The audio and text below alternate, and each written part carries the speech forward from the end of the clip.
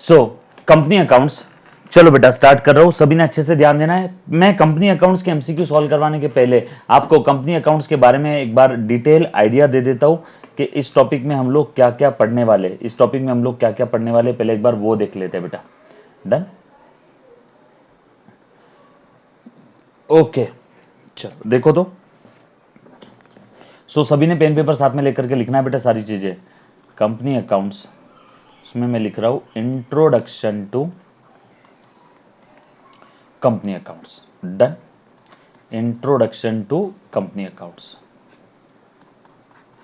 Okay, सब कुछ सही चल रहा है, एक बार चेक कर लेता हूँ। Hello hello hello hello, yes, all set all set. आपको आवाज आ रही है बेटा मेरी? ओके ओके, चलो मैं स्टार्ट कर रहा हूँ।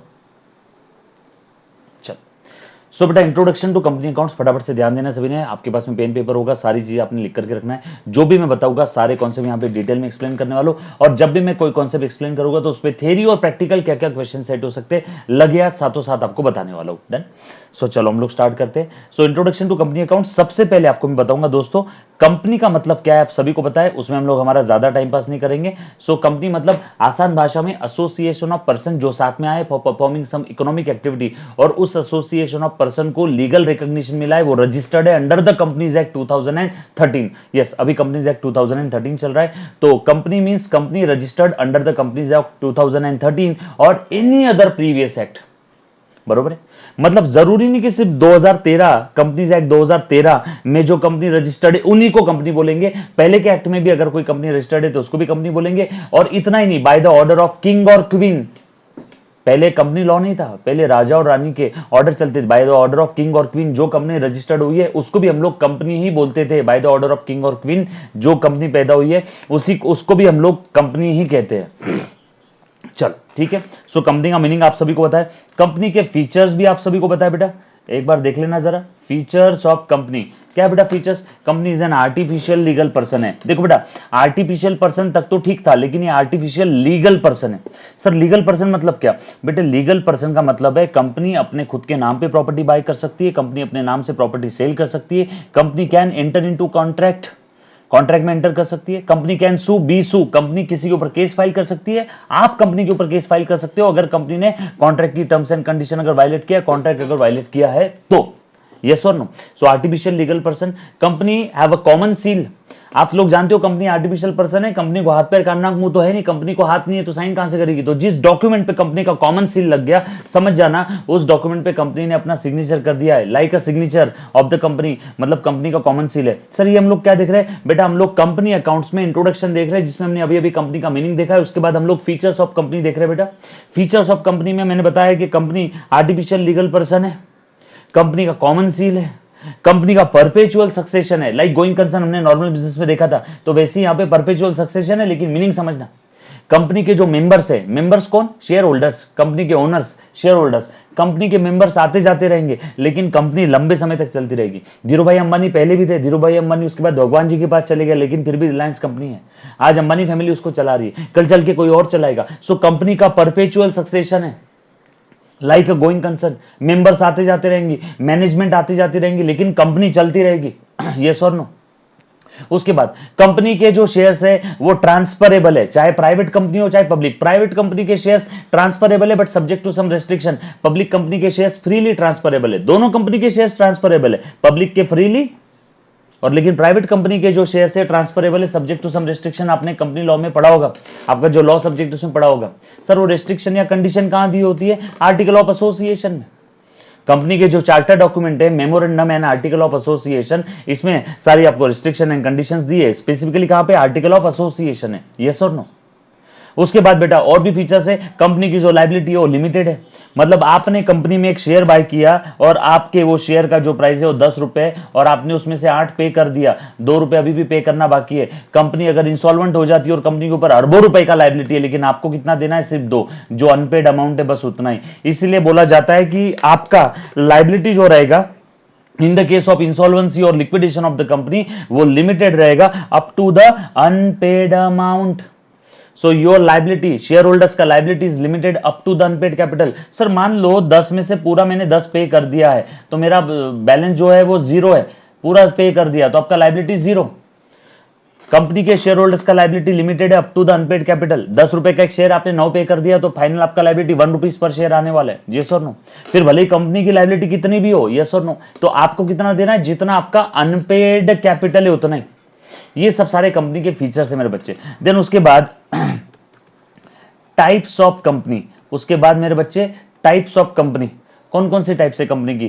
Private company, public company, holding company, ध्यान देना मेरे बच्चे, सब्सिडायरी कंपनी,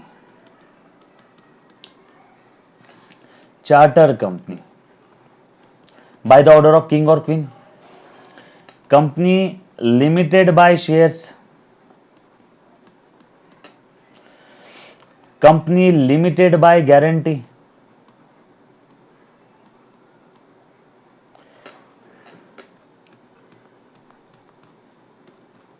ये सारे कुछ कंपनी के टाइप्स है। और एक और बेटा ओपीसी, 1 पर्सन कंपनी, जिसमें एक सिंगल मेंबर ही डायरेक्टर होता है। सिंगल मेंबर, वो ही मेंबर, वो ही डायरेक्टर, वो ही मेंबर, वो ही डायरेक्टर, यस और नो। सो प्राइवेट कंपनी मतलब क्या और पब्लिक कंपनी का मतलब क्या? प्राइवेट कंपनी मतलब वो कंपनी, प्लीज ध्यान देना बेटा, प्राइवेट कंपनी मतलब वो कंपनी जो कंपनी पब्लिक से, आम जनता से कैपिटल रेज नहीं कर सकती, आम जनता से पैसे नहीं बुलवा सकती for the purpose of raising its capital. Private company के शेयर्स ट्रांसफरेबल है but subject to some condition, बरोबर है। पब्लिक कंपनी आम जनता से पैसे बुलवा सकती है, पब्लिक कंपनी के शेयर्स फ्रीली ट्रांसफरेबल है, अनलाइक प्राइवेट कंपनी, यस और नो। पहले की मैं कंडीशंस बता रहा हूं, पहले प्राइवेट कंपनी के लिए minimum paid up share capital कितना था, 1 लाख, पब्लिक के लिए था 5 लाख। अब ये minimum paid up share capital की कंडीशन खत्म हो गई है मेरे बच्चे। प्राइवेट कंपनी के मिनिमम मेंबर्स कितने होते हैं? Minimum 2, maximum 7। पब्लिक के बेटा, प्राइवेट कंपनी के मिनिमम 2, मैक्सिमम पहले 50 थे, अब कितने हो गए? 200। प्राइवेट कंपनी के मिनिमम मेंबर्स कितने थे? 2, और पहले कितने थे? मैक्सिमम 50, लेकिन अब मैक्सिमम 50 से बढ़ के 200 हो गए। Hey come on, one more time. Private company के मिनिमम मेंबर 2 एंड मैक्सिमम 200, अभी मिनिमम 2, मैक्सिमम 200। पब्लिक कंपनी के minimum 7, maximum no limit, no limit. समझना बेटा, प्राइवेट और public company. Public company public से पैसा बुलवा सकती है, unlike private company, private company public से पैसा रेज नहीं कर सकती in the form of capital, in the form of capital. उसके बाद बेटा होल्डिंग कंपनी की अगर मैं बात करूं, होल्डिंग कंपनी और सब्सिडायरी की बात करूं, तो प्लीज ध्यान देना, मान लो ये कंपनी है एच कंपनी, इस कंपनी के पास किसी दूसरे कंपनी के, प्लीज ध्यान देना, एच कंपनी के पास किसी दूसरे कंपनी का मोर देन आधे से ज्यादा वोटिंग राइट है, वोटिंग पावर है, more than half of the voting right. इस केस में मैं बोलूंगा एच कंपनी है होल्डिंग और पेरेंट कंपनी हो गई किसकी? एस कंपनी की। और एस कंपनी ये सब्सिडायरी कंपनी हो गई किसकी? एच कंपनी की। So H will be the holding of S and S will be the subsidiary of H, yes और नो। ये समझ में आ रहा है बेटे सभी को? सारी चीजें क्लियर है बेटा होल्डिंग और सब्सिडायरी के लिए? और क्या कंडीशन है प्लीज ध्यान देना। और या फिर ऐसा भी हो सकता है, if H company controlling the board of directors of S company, उस केस में मैं बोलूंगा H will be the holding and S will be the subsidiary company. उसके बाद या फिर ऐसा भी हो सकता है, एच कंपनी की कोई एक सब्सिडायरी कंपनी है एक्स और एक्स की सब्सिडायरी है एस, तो ऑटोमेटिकली एच की सब्सिडायरी हो जाएगी एस। मेरे सब्सिडायरी की सब्सिडायरी, हाँ कम on one more time, my subsidiary, मेरे पिल्लू का पिल्लू मेरा पिल्लू, यस और नो। मेरे सब्सिडायरी की सब्सिडायरी मेरी सब्सिडायरी कंपनी, यस और नो। सो इन तीनों में से कोई एक कंडीशन भी फुलफिल होती है तो that former company will be the holding company and that latter company will be the subsidiary company, latter company subsidiary and that former company will be the holding company. बेटा ये चीज समझ में आई सभी को? बड़ा आसान है। ये था private public holding subsidiary. Charter company by the order of king और क्वीन। पहले के जमाने में bye the order of king और क्वीन कंपनी इनकॉर्पोरेट हुई जाती थी, क्योंकि पहले तो कंपनी लॉ था नहीं, पहले तो राजेशाही थी, यस और नो। उसके बाद लिमिटेड बाय शेयर्स, कंपनी की लायबिलिटी लिमिटेड बाय शेयर्स है।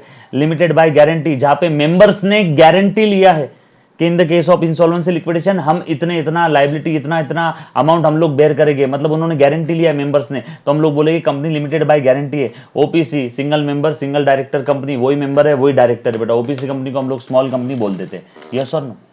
सो अभी तक हमने क्या क्या देखे, एक बार फिर से देख लेना बेटा। इंट्रोडक्शन टू कंपनी, फीचर्स देख लिए, फीचर्स में क्या क्या था, perpetual succession, common seals, limited by shares, उसके बाद ओनरशिप और मैनेजमेंट सेपरेट सेपरेट रहेगा कंपनी के केस में। यानी आपके पास भले ही कंपनी के शेयर है, भले ही आप कंपनी के ओनर हो, लेकिन आप कंपनी के मैनेजमेंट में जाके टांग नहीं अड़ा सकते because of this feature, separation of ownership and management, separation of ownership and management, yes और नो।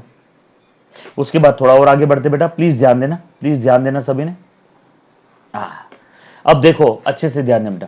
अब आप सभी लोग जानते हो, प्लीज ध्यान देना, अब आप सभी लोग जानते हो कि आज के डेट में अगर कंपनी को, आज के डेट में अगर कंपनी को बिजनेस करना है, आज के डेट में अगर कंपनी को बिजनेस करना है तो कंपनी को क्या चाहिए? विटामिन एम, फंड्स, पैसा, मनी, रोकड़ा। और ये फंड्स कंपनी कहां कहां से लेके आ सकती है? बहुत सारे रास्ते, बहुत सारे रास्ते, बहुत सारे रास्ते। वन ऑफ द रास्ता इज कंपनी मार्केट में शेयर्स इशू कर सकती है, कंपनी मार्केट में प्रेफरेंस शेयर्स इशू कर सकती है। सर ये शेयर्स क्या है बता दो बेटा। कंपनी मार्केट में डिबेंचर्स इशू कर सकती है। सर ये डिबेंचर्स क्या है वो भी बताता हूँ। ये सारे कंपनी के फिनेंशियल इंस्ट्रूमेंट है, ये इंस्ट्रूमेंट इशू करके कंपनी मार्केट से पैसा रेस करती है, यस और नो। उसके बाद मान लो ऐसा भी हो सकता है कंपनी किसी बैंक से लोन ले सकती है, कंपनी किसी क्रेडिटर्स या फिनेंशियल इंस्टीट्यूशन से लोन ले सकती है, यस और नो। तो कंपनी जो फंड्स इकट्ठा करने वाली है, जो पैसा इकट्ठा करने वाली है, उसके बहुत सारे रास्ते। वन ऑफ द रास्ता is shares, preference shares, debentures, loan, creditors, yes और नो। और ये पैसा इकट्ठा करने के बाद कंपनी क्या करती है? उसे बिजनेस करेगी, प्रॉफिट अर्न करेगी और वो प्रॉफिट ओनर में डिस्ट्रीब्यूट कर देगी। सर ओनर यानी कौन? Share holder. मतलब सर ये डिबेंचर जिसको इशू किया, जो डिबेंचर होल्डर है वो ओनर नहीं है ना। सर जिससे लोन लिया वो ओनर नहीं है ना। सर फाइनेंशियल इंस्टीट्यूशन से लोन लिया वो ओनर नहीं है ना। जिसके पास कंपनी के शेयर्स है, जिसके पास कंपनी के शेयर कैपिटल में, कंपनी के शेयर कैपिटल में हिस्सा है, उस हिस्से को, स्मॉलेस्ट यूनिट को मैं प्यार से क्या कहता हूं बेटा? शेयर्स।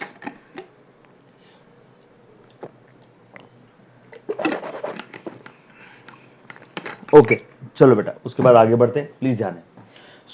अब अगर मैं बात करूं शेयर्स की, हमें इस टॉपिक में ये तीन चीजें देखना है, equity, preference shares and debenture. क्योंकि कंपनी ने लोन लिया तो उसका अकाउंटिंग ऑलरेडी आपको पता है, बैंक टू बैंक लोन, उसके लिए थोड़ी ना टॉपिक आया आपके सिलेबस में, और ना ही क्रेडिटर्स और फाइनेंशियल इंस्टीट्यूशन के लिए। ये टॉपिक आया इन टाइप के ट्रांजेक्शन्स के लिए, जो आपको बाकी कोई भी टॉपिक में देखने नहीं मिलेंगे। तो आज का हमारा आने वाले 2 घंटे का डिस्कशन पूरा का पूरा इक्विटी, प्रेफरेंस शेयर्स और डिबेंचर्स के इर्द गिर्द घूमने वाला है। डोंट वरी, मैं काफी सारे क्वेश्चंस भी सॉल्व करा होगा, जहां कॉन्सेप्ट एक्सप्लेन करूंगा वहीं के वहीं आपको ये भी बता दूंगा पास्ट एग्जाम में इसके ऊपर कौन कौन से क्वेश्चंस पूछे गए हैं। चलो आगे, पक्की बात एक बार चेक कर लेता हूं कौन कौन है मेरे बच्चे। ओके चलो बहुत बढ़िया, ओके ओके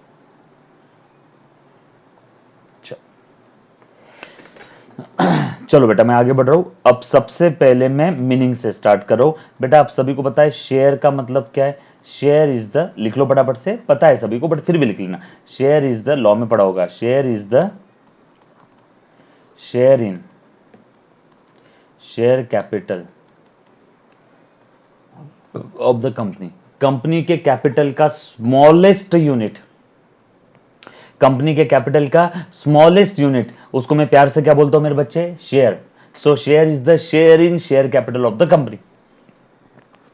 मान लो एक शेयर है 10 रुपए का, कंपनी ने टोटल कितने शेयर्स इशू किए? 10,000 शेयर्स इशू किए। एक शेयर 10 रुपए का है, तो कंपनी का शेयर कैपिटल कितना हो गया मेरे बच्चे? 1,00,000 रुपीज।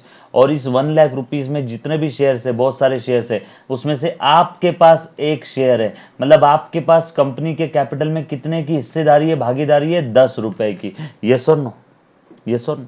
सो हमें एज एन अकाउंटेंट, हमें यहाँ पे अकाउंटिंग सब्जेक्ट के अंदर में हमें क्या करना है?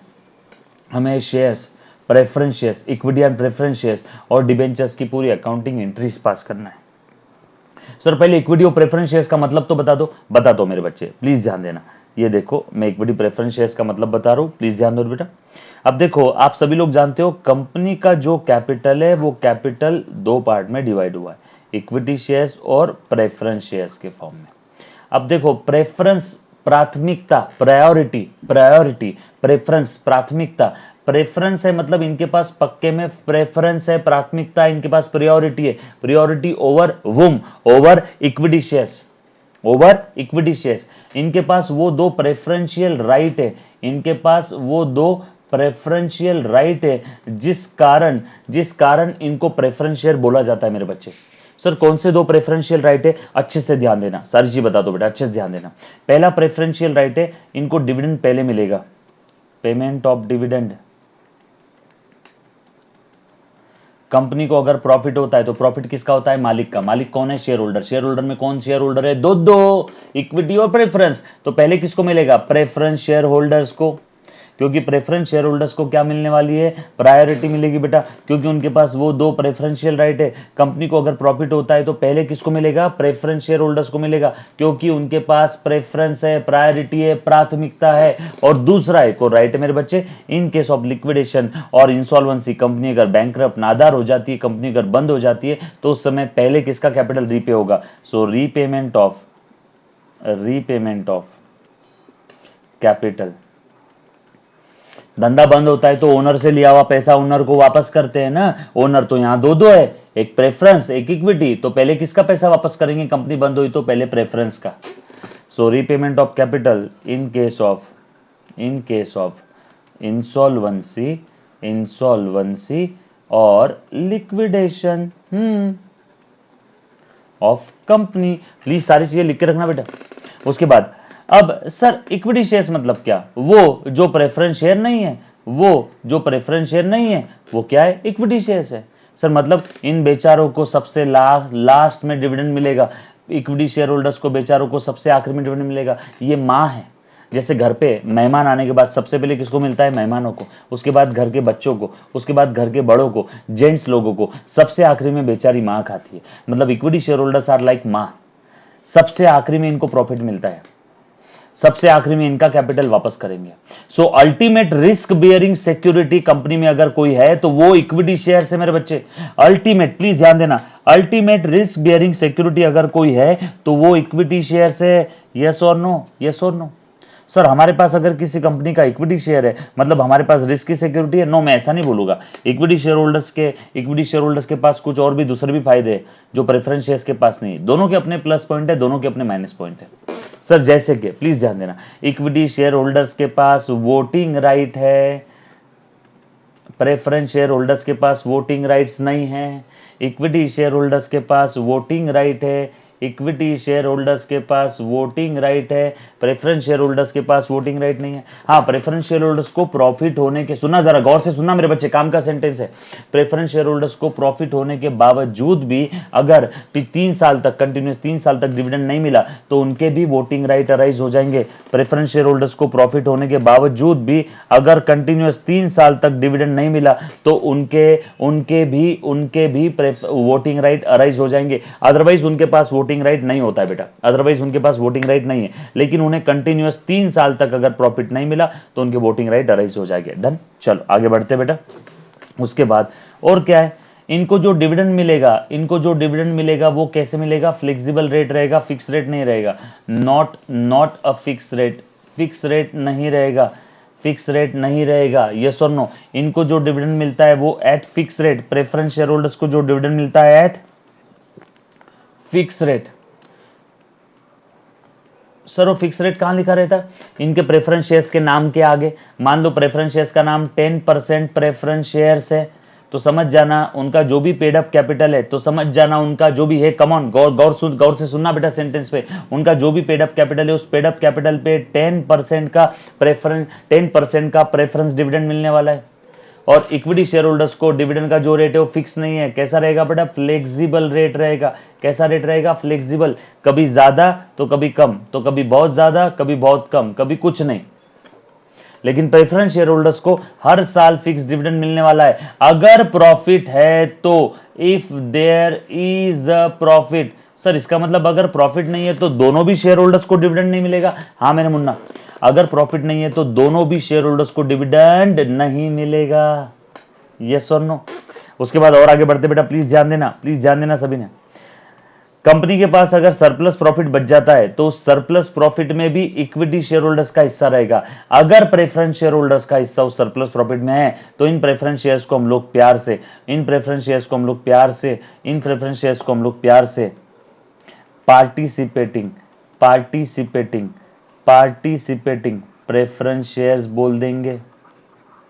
इन प्रेफरेंस शेयर होल्डर्स को प्यार से पार्टिसिपेटिंग प्रेफरेंस शेयर्स बोल देंगे। मतलब प्रॉफिट होने के डिसप्रॉफिट होने के बाद हमने डिविडेंड बांट दिया दोनों भी शेयर होल्डर्स को, प्रेफरेंस और इक्विटी, उसके बाद में भी डिविडेंड बांटने के बाद भी अगर प्रॉफिट बचा तो उस बचे हुए प्रॉफिट में अगर प्रेफरेंस शेयर्स अपना हक जता रहे तो कौन से टाइप के प्रेफरेंस शेयर से बेटा, कौन से टाइप के प्रेफरेंस शेयर से बेटा, क्यों पार्टिसिपेटिंग प्रेफरेंस शेयर्स। यस और नो, यस और नो। ये कुछ फीचर्स थे बेटा इक्विटी और प्रेफरेंस शेयर्स के। चल थोड़ा सा आगे बढ़ता हूँ, है ना, बेसिक बेसिक चीजें बता रहा हूँ, ये काफी सारी चीजें आपने ऑलरेडी पढ़ी होगी।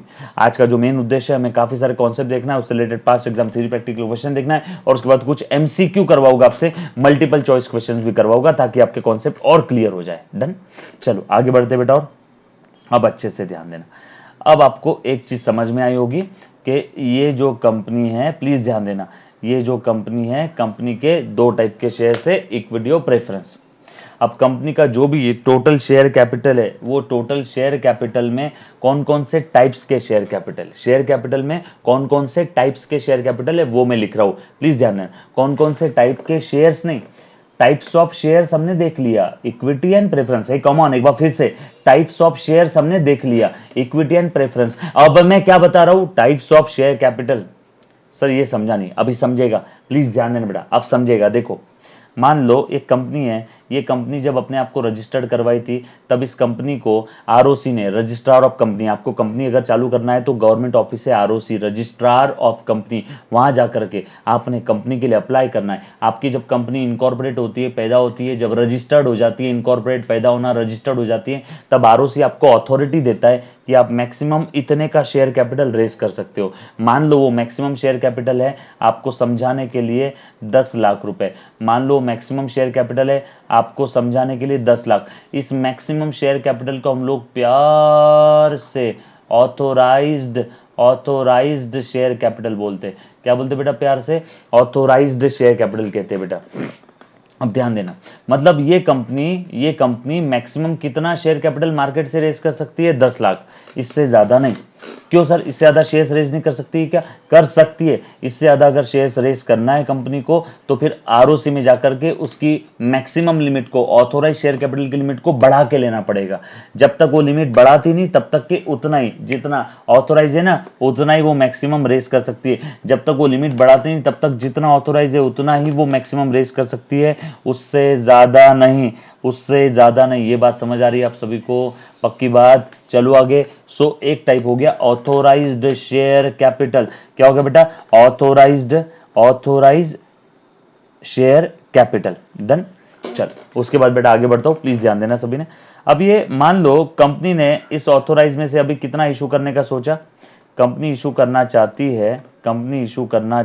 है, इसमें से आपको समझाने के लिए 6 लाख रुपए। कंपनी इसमें से कितना इशू करना चाहती है? अभी उतने पैसे की जरूरत नहीं है। कंपनी ने सोचा अभी मुझे बस 6 लाख की जरूरत है, कंपनी 6 लाख के शेयर्स मार्केट में इशू करना चाहती है। मतलब इसमें अनइशूड कितना है मेरे बच्चे? अनइशूड कितना है फटाफट से बताओ? Unissued share capital, unissued share capital कितना हो गया बेटा? 4 लाख रुपए। 4 लाख रुपए अनइशूड शेयर कैपिटल है। पहले बता रहा हूं इसकी कोई अकाउंटिंग नहीं होती है। एग्जाम में आ सकता है बेटा ट्रू और फॉल्स से, फिल इन द ब्लैंक्स और single MCQ, multiple choice question और objective question. Unissued share capital की अकाउंटिंग होती है क्या? ना। उसके बाद कंपनी मार्केट में इतने शेयर इशू करना चाहती है, लेकिन ये भारत की जनता है साहब, जरूरी है कि जितने शेयर्स कंपनी इशू करना चाहती है उतने पूरे के पूरे शेयर्स लोग, भारत के लोग सब्सक्राइब करने वाले? नो। मान लो पब्लिक ने सब्सक्राइब किया इसमें से,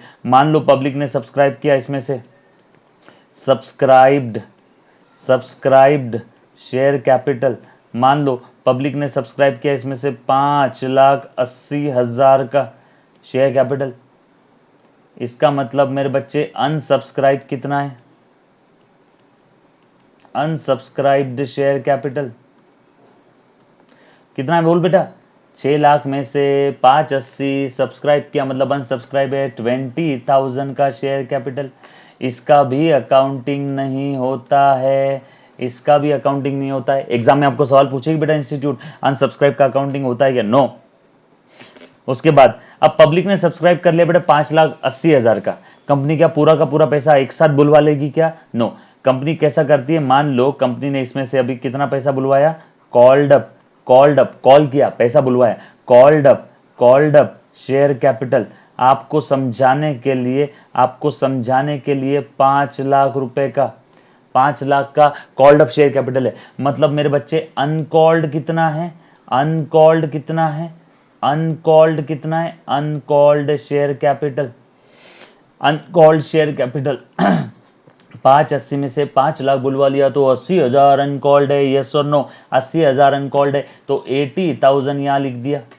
अभी 80,000 में भी कंपनी कुछ शेयर कैपिटल कब करती है, कब कब बुलवाती है, at the time of liquidation, at the time of liquidation और इंसॉल्वेंसी। बोर्ड ऑफ डायरेक्टर ये डिसीजन लेते हैं as per the legal provisions of the companies act 2013। Board of director, I think section 99 है बेटा, आई थिंक सेक्शन 99 है। Board of directors ये decision लेते हैं कि हम लोग इसमें से आपको समझाने के लिए 40,000 का, आपको समझाने के लिए 40,000 का ये शेयर कैपिटल हम लोग कब बुलवाएंगे, at the time of liquidation और इंसॉल्वेंसी। तो इस शेयर कैपिटल को हम लोग रिजर्व शेयर कैपिटल बोलेंगे बेटा।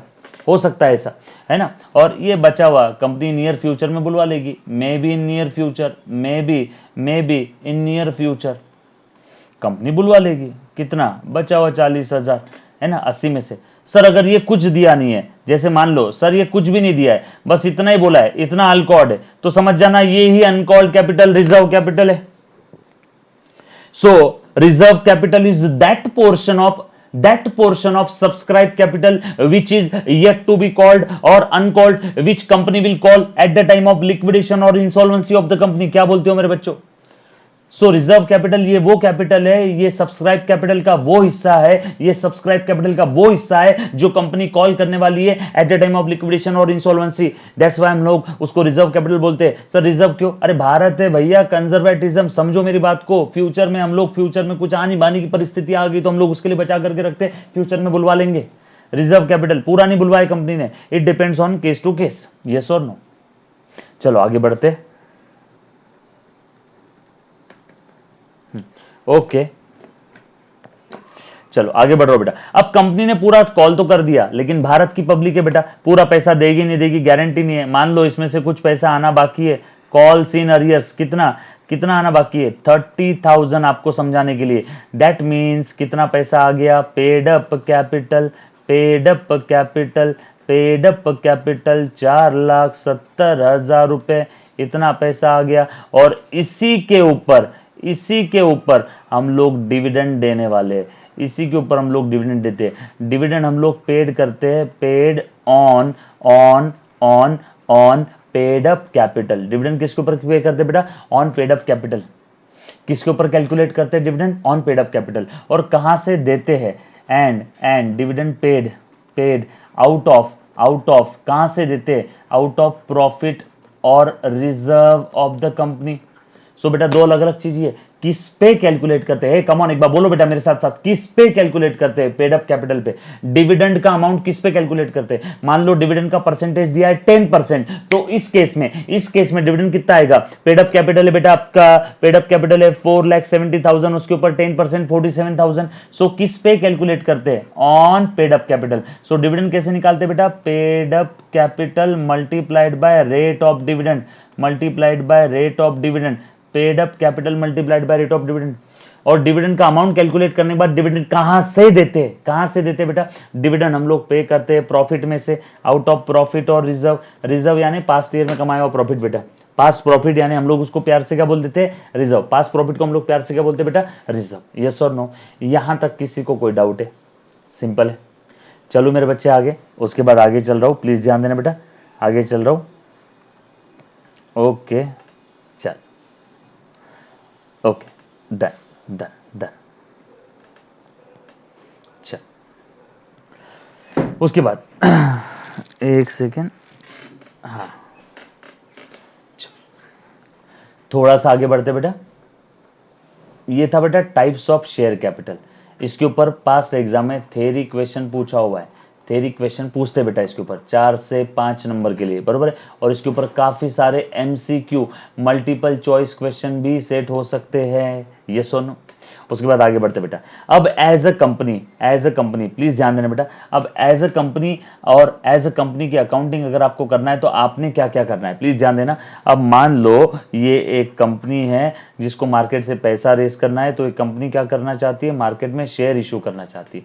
और एक शेयर का बच्चे प्लीज ध्यान देना, एक शेयर का जो फेस वैल्यू है, एक शेयर के अंदर जो ओनरशिप है उसकी नॉमिनल वैल्यू है, फेस वैल्यू है, वो है आपको समझाने के लिए 10 रुपए।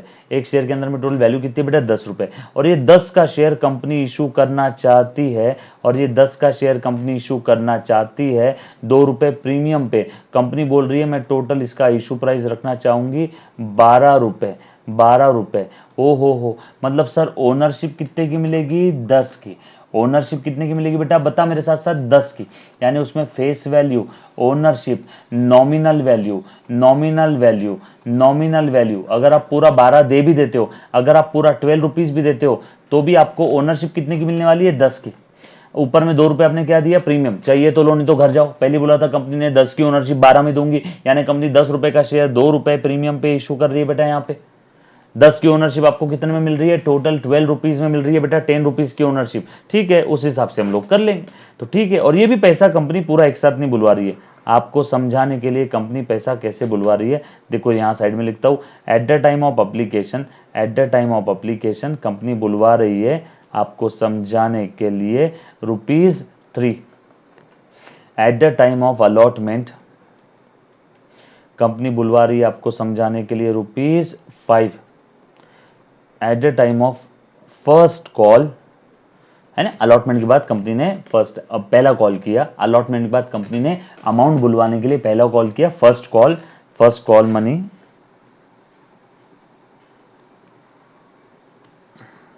वो है आपको समझाने के लिए 3 रुपए। 3 नहीं लेता हूं, यहां पे एक काम कर लेता हूं, 2 रुपए ले लेता हूं। और ये फाइनल कॉल, ये भी है 2 रुपए। टोटल चेक कर ले मेरे बच्चे, 3, 5, 8 और 2, 10 और ये 2, 12, टोटल 12। ये टोटल 12 रुपीज कंपनी 1, 2, 3 और ये 4, 4 इंस्टॉलमेंट में बुलवा रही है। टोटल 12 रुपीज कंपनी कितने इंस्टॉलमेंट बुलवा रही है बेटा, 4 इंस्टॉलमेंट में। अब प्लीज ध्यान देना सभी ने, अच्छे से ध्यान देना बेटा। अब यहाँ पे मान लो ये जो पहला इंस्टॉलमेंट है 3 रुपए, ये कंपनी के पास में आ गया। अब देखो जरा प्लीज ध्यान देना, अब पहला इंस्टॉलमेंट, पहला कदम, ये आम जनता, ये पब्लिक उठाने वाली है। कंपनी को सपना थोड़ी आएगा कि भारत के 130 करोड़ लोग में कौन कौन बंदा या बंदी शेयर्स खरीदना चाहते हैं। तो कंपनी एडवर्टीजमेंट कर देती है और कंपनी वेट करती है, इस दिन मेरा इशू ओपन हो रहा है, इस दिन मेरा इशू ओपन हो रहा है। उस दिन जो जो लोगों के मेरे पास एप्लीकेशन आएंगे उनको मैं शेयर अलॉट करूंगी, और उसके बाद कंपनी सबसे पैसा बुलवा लेगी। तो eight the time of application सबसे पहले कंपनी के पास पैसा रिसीव हो जाता है। सो एप्लीकेशन के समय पहले पैसे रिसीव होने की एंट्री, उसके बाद उस पैसे को कंपनी कैपिटल में ट्रांसफर करती है। सर कैपिटल में क्यों ट्रांसफर करना है, अरे भूल गए क्या, कंपनी को कैपिटल खड़ा करना है, तो जो भी पैसा है वो तो कैपिटल में ट्रांसफर करना पड़ेगा, यस और नो। सो एप्लीकेशन के समय first of all application amount receive का entry, then that amount will transfer to the capital account, yes और नो। तो चलो एप्लीकेशन का पैसा आ गया, उसकी मैं एंट्री लिख रहा हूं बेटा, प्लीज ध्यान देना। ये एप्लीकेशन का पैसा आ गया, ये मैंने फर्स्ट एंट्री लिख दिया, bank account will be debited to share application ₹3। Narration application amount received, बेटा share application account, share application account, share allotment account, share first call account, share final call account, ये सारे के सारे representative personal account है। Share application नाम के person से पैसा आया, इसीलिए मैंने शेयर एप्लीकेशन को क्रेडिट किया। जब भी किसी पार्टी या पर्सन से हमें पैसा मिलता है तो उस पार्टी या पर्सन को क्या करो मेरे बच्चे, उस पार्टी या पर्सन को क्या कर दो, क्रेडिट कर दो। सर क्रेडिट क्यों किया, सर आपने उसको क्रेडिटर बना दिया क्या, हाँ मैंने उसको क्रेडिटर बना दिया। क्यों, अरे भैया उसको अभी तक माल दिया नहीं, उसको अभी तक शेयर्स दिया नहीं, शेयर्स देने के पहले ही आपने पैसा ले लिया, शेयर्स देने के पहले ही पैसा आपने ले लिया, एडवांस आ गया उससे एक टाइप से, तो हमारा क्रेडिटर हुआ कि नहीं हुआ। सो शेयर एप्लीकेशन को मैंने क्रिएट कर दिया। So bank account debit to share application.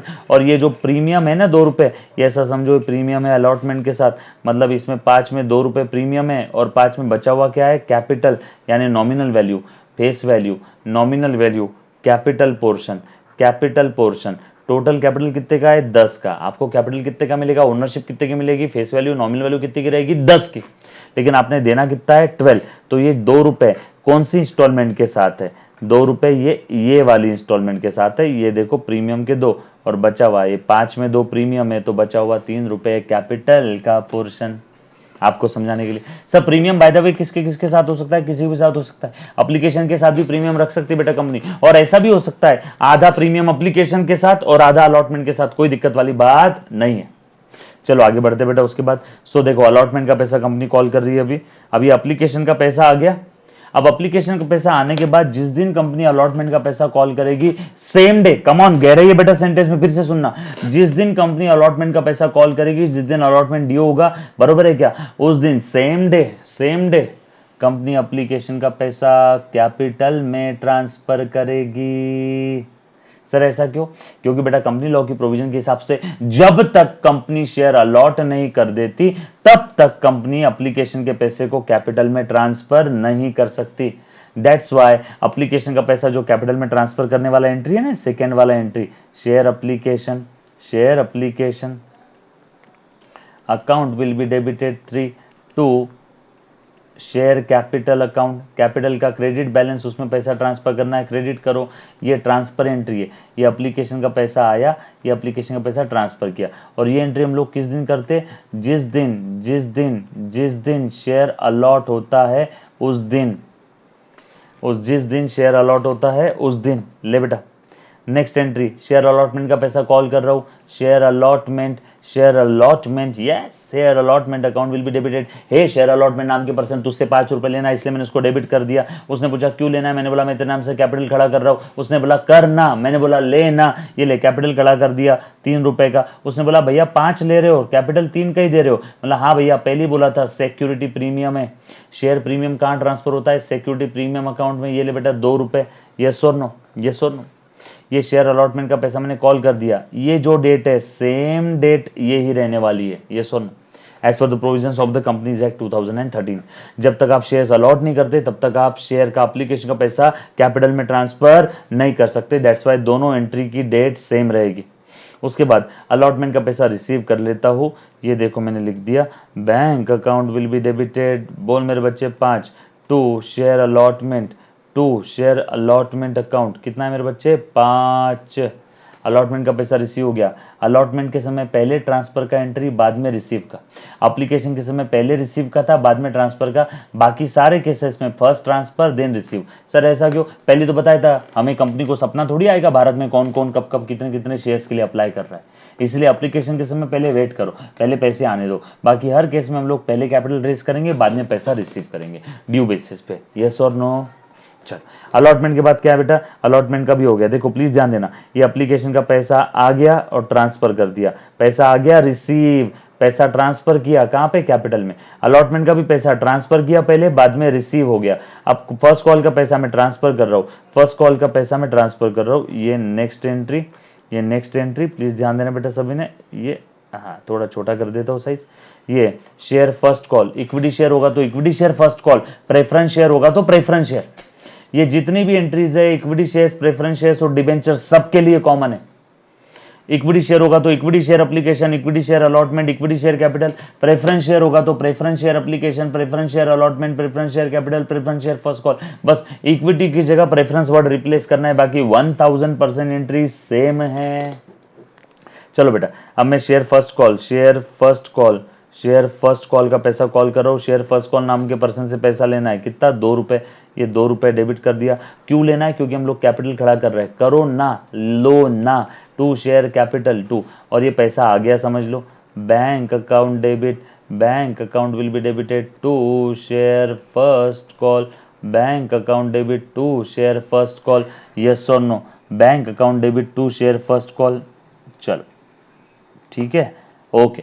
ये फर्स्ट कॉल का भी पैसा transfer then receive,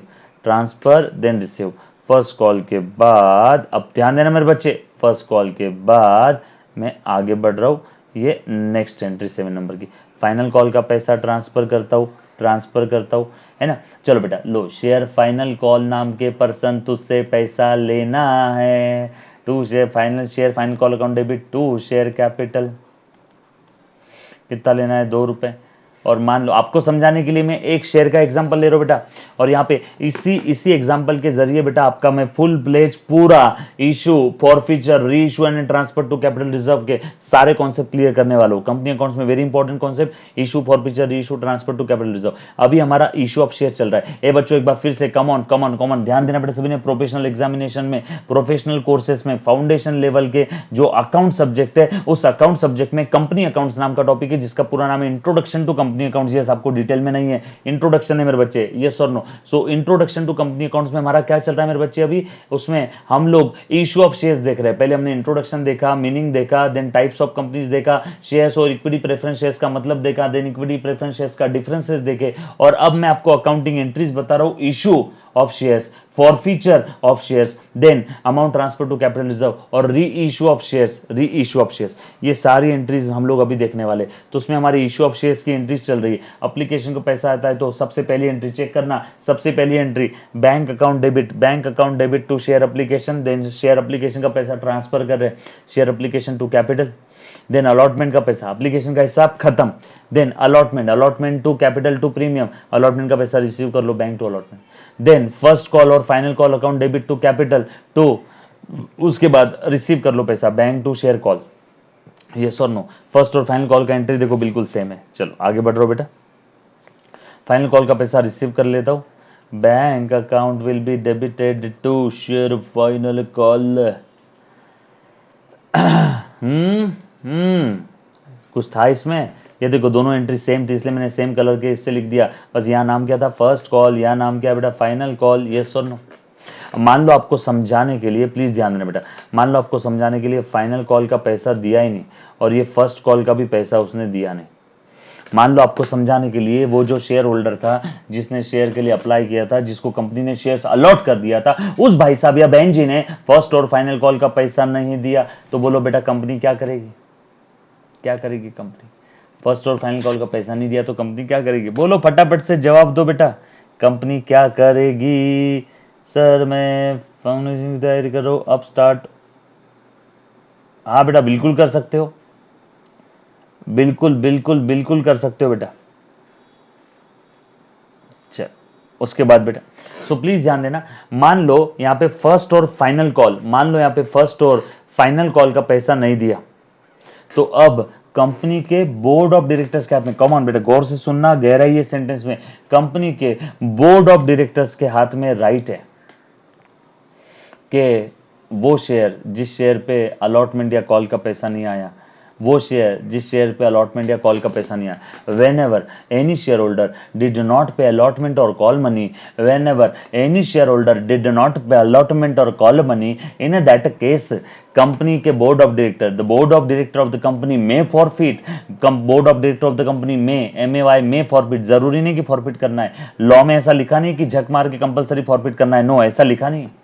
board of director में forfeit the shares after due notices, after due notices, यानी बगैर नोटिस के कोई भी board of director shares forfeit नहीं कर सकते। शेयर फॉरफिट करने का अर्थ होता है शेयर जब्त करना, शेयर फॉरफिट करने का अर्थ होता है शेयर जब्त करना, यस और नो।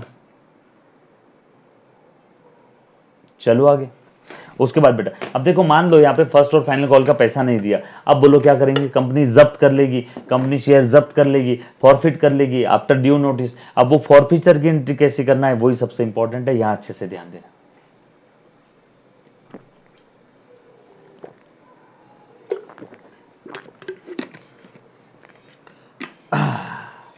पानी वानी पी लो बेटा, अब भी ब्रेक ले लो।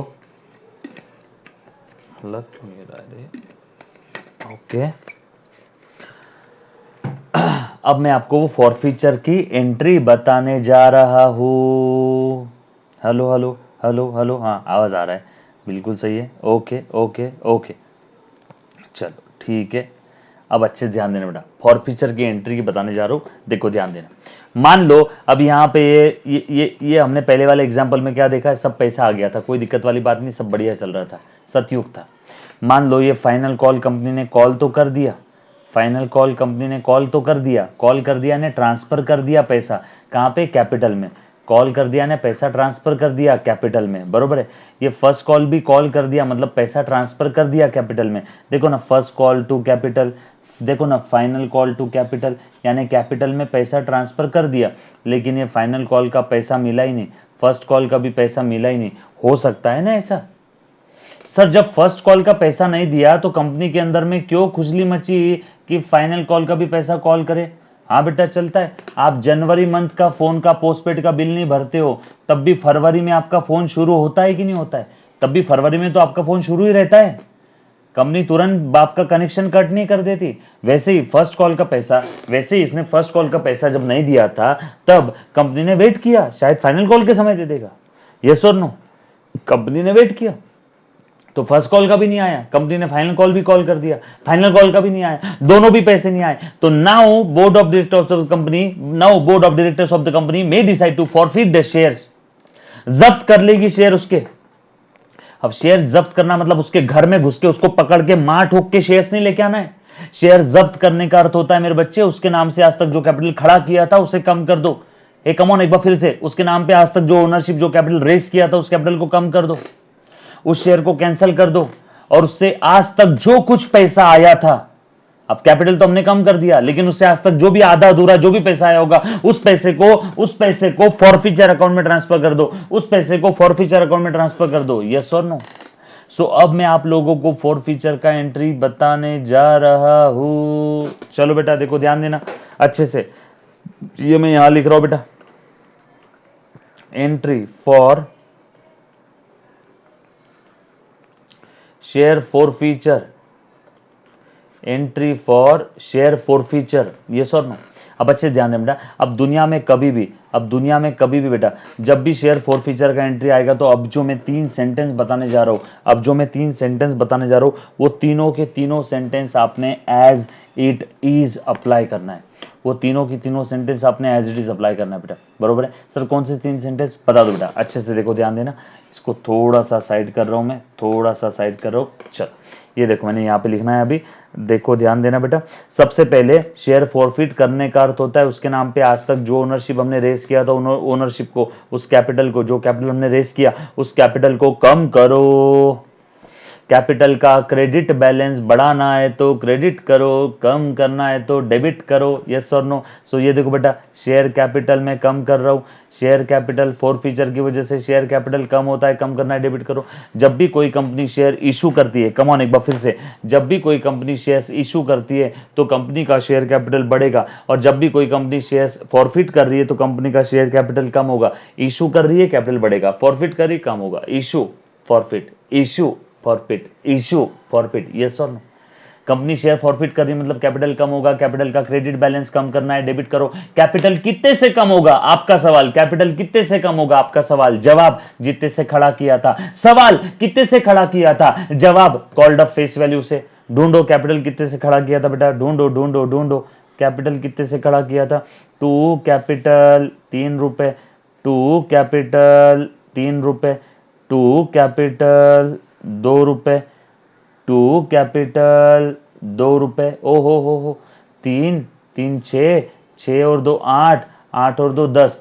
Capital, ownership, face value, called up face value कितना था बेटा, 10 ही था ना, 10 से कैपिटल खड़ा किया था फाइनल कॉल तक। सर मान लो फाइनल कॉल ही नहीं किया और उसके पहले ही शेयर फॉरफिट कर दिया, तो कैपिटल कितने से खड़ा किया। फाइनल कॉल ही नहीं किया तो ये 2 आएगा ही नहीं, तो कैपिटल कितने से खड़ा होगा, 8 रुपए से।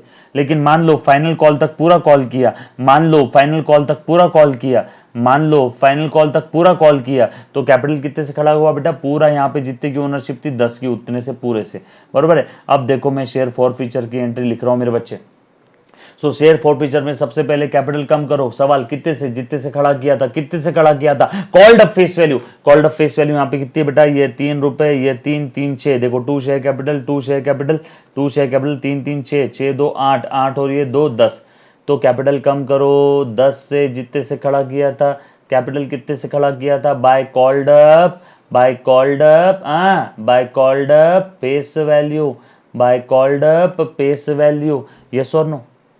दूसरा काम बेटा, जब भी कोई कंपनी किसी के शेयर फॉरफिट करती है तो दूसरा काम बेटा, प्लीज अच्छे से ध्यान देना, दूसरा काम, आज तक उस भाई साहब या बहन जी से जिसके शेयर्स हम लोग फॉरफिट कर रहे हैं, आज तक उससे जितना भी पैसा मिला, आज तक उससे जितना भी पैसा मिला वो पैसा जब्त कर लो। लेकिन वेट, हम लोग जब भी पैसा फॉरफिट करते हैं तो अमाउंट फॉरफिटेड में कभी भी हम लोग दूसरों की चीजें, दूसरों का माल, दूसरों का पैसा जब्त करते हैं। हम हमारा खुद का पैसा जब्त नहीं कर सकते। सर आपका मतलब नहीं समझ में आया, कहने का मतलब क्या है अभी बता दो बेटा। फॉरफिट करना है ना, फॉरफिट करना है, दूसरों का माल जब्त कर रहे हैं, हमारा फायदा, फायदे का क्रेडिट बैलेंस, फायदे का क्रेडिट बैलेंस बढ़ाना है तो क्रेडिट करो। सो देखो यहां लिख देता हूं टू शेयर फॉरफीचर अकाउंट, जब्ती फॉरफीचर, फायदा हो रहा, क्रेडिट कर रहा हूं। और फॉरफीचर में कितना अमाउंट आएगा, amount received, amount received, total amount कितना मिला है उससे आज तक चेक करना। तो बेटा टोटल अमाउंट कितना मिला है, एप्लीकेशन का मिल गया था 3 रुपए, एप्लीकेशन का मिल गया था 3 रुपए, और अलॉटमेंट का भी मिल गया था 5 रुपए। बाकी ना फर्स्ट कॉल मिला ना फाइनल कॉल मिला, ना फर्स्ट कॉल मिला ना फाइनल कॉल, सिर्फ एप्लीकेशन का 3 और अलॉटमेंट का 5। सो टोटल अमाउंट रिसीव्ड मिला है 8 रुपए। लेकिन इस 8 में 2 रुपए प्रीमियम मिला है, जो अलॉटमेंट का 5 मिला है ना, इस 5 में 2 प्रीमियम है। सो टोटल इसमें 2 रुपए प्रीमियम है। प्रीमियम तो कंपनी का अपना है, प्रीमियम तो मेरा अपना है, कंपनी का है, प्रीमियम तो मेरा अपना है। जो मेरा अपना है उसे मैं जब्त कर सकता हूं क्या, no. So amount received except premium, amount received अरेप अरेप अरेप अरेप, अमाउंट रिसीव्ड एक्सेप्ट प्रीमियम। हाँ, अमाउंट रिसीव्ड एक्सेप्ट प्रीमियम कितना है बेटा, 6 रुपए, उसको जब्त कर लो। अमाउंट रिसीव्ड एक्सेप्ट प्रीमियम 6 रुपए, उसको जब्त कर लो। सर इसका मतलब आपको जो भी टोटल अमाउंट मिलेगा उस टोटल अमाउंट रिसीव्ड में, जो भी टोटल RECEIVED रिसीव्ड जितना अमाउंट मिला है, अगर उसमें प्रीमियम है, जितना अमाउंट मिला है अगर उसमें प्रीमियम है तो ही प्रीमियम को आपने माइनस करना है। पता चला प्रीमियम मिला ही नहीं तो माइनस करने की जरूरत नहीं बेटा। सो टोटल अमाउंट रिसीव्ड 8 रुपए था, इस केस में 8 रुपीज। उस 8 में that 8 rupees, that 8 included the amount of premium and the premium is companies profit. Premium company का सरप्लस है, कंपनी का रिजर्व सरप्लस में जाएगा, कंपनी के कैपिटल रिसीट है।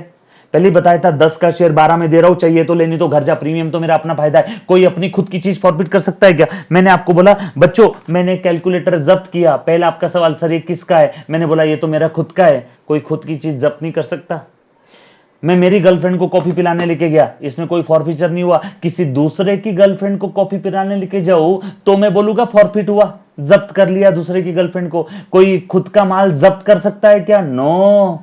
इसीलिए अमाउंट फॉरफिटेड, यहां 2 शेयर फॉरफीचर में कितना अमाउंट आएगा, 6 रुपीज। और ये 6 कैसे आए मेरे बच्चे, कम ऑन। दूसरा सेंटेंस याद रखो, फर्स्ट सेंटेंस कैपिटल को कम करो, कितने से जितने से खड़ा किया था, कितने से खड़ा किया था, कॉल्ड अप फेस वैल्यू से। दूसरा सेंटेंस बेटा अमाउंट रिसीव्ड एक्सेप्ट प्रीमियम है, कम ऑन एक बार फिर से बोलो, अरेप अमाउंट रिसीव्ड एक्सेप्ट प्रीमियम, उसे जब्त करो, अमाउंट रिसीव्ड एक्सेप्ट प्रीमियम, उसे जब्त करो। और तीसरा और आखिरी सेंटेंस बेटा, जो जो नहीं मिला उसे रिवर्स करो। जो मिला उसे आपने जब्त कर लिया, तो जो जो नहीं मिला, जो नहीं मिला उसे रिवर्स करो, जो जो नहीं मिला उसे रिवर्स करो। बोलो बेटा क्या नहीं मिला, फर्स्ट कॉल नहीं मिला, फर्स्ट कॉल को पहले डेबिट किया था 2 रुपए से, अब रिवर्स करो, पूरा का पूरा 2 नहीं मिला है ना तो रिवर्स कर दो। सर मान लो 2 रुपए के फर्स्ट कॉल में से आधा मिल गया 1 रुपया, तो आधा ही रिवर्स करना, जो जो नहीं मिला उसे ही रिवर्स करना है। यहां पूरा फर्स्ट कॉल नहीं मिला, पहले फर्स्ट कॉल को डेबिट किया था, अब रिवर्स करो, 2 share first call. Final call भी नहीं मिला, देखो फाइनल कॉल को भी छुपी जबरदस्ती डेबिट करके रखे, इसको भी रिवर्स करो, 2 शेयर फाइनल कॉल, यस और नो, 2 शेयर फाइनल कॉल बेटा। चलो देखो ये आपकी एंट्री खत्म। पहला देखो ये लास्ट वाला सेंटेंस, जो जो नहीं मिला उसे रिवर्स करो, अमाउंट नॉट रिसीव्ड, इसे मैंने क्या कर दिया, रिवर्स कर दिया। अमाउंट नॉट रिसीव्ड, इसे मैंने क्या कर दिया, रिवर्स। ये पहला सेंटेंस, ये दूसरा सेंटेंस और ये तीसरा सेंटेंस, बस ये 3 सेंटेंस में आपका दुनिया का कोई भी एंट्री रहने दो मेरे बच्चे, फॉरफीचर का डेफिनेटली आपका टैली होगा, एंट्री प्रॉपर आएगा, यस और नो। सो ये थी बेटा इशू की एंट्रीज एंड फॉरफीचर की,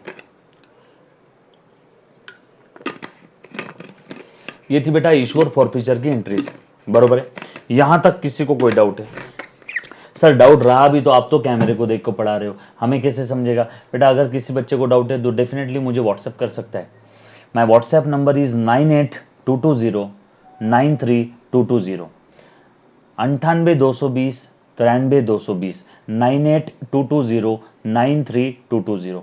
डेफिनेटली आप मुझे व्हाट्सएप कर सकते हो। सर आपका फुल कोर्स अवेलेबल है क्या? हाँ बेटा, मेरा फुल कोर्स हर जगह अवेलेबल है। अन अकेडमी पे भी अवेलेबल है, मेरे पर्सनल पेन ड्राइव्स भी अवेलेबल है। आप चाहो तो मेरी वेबसाइट पे onlylectures.com पे भी जाके विजिट कर सकते हो।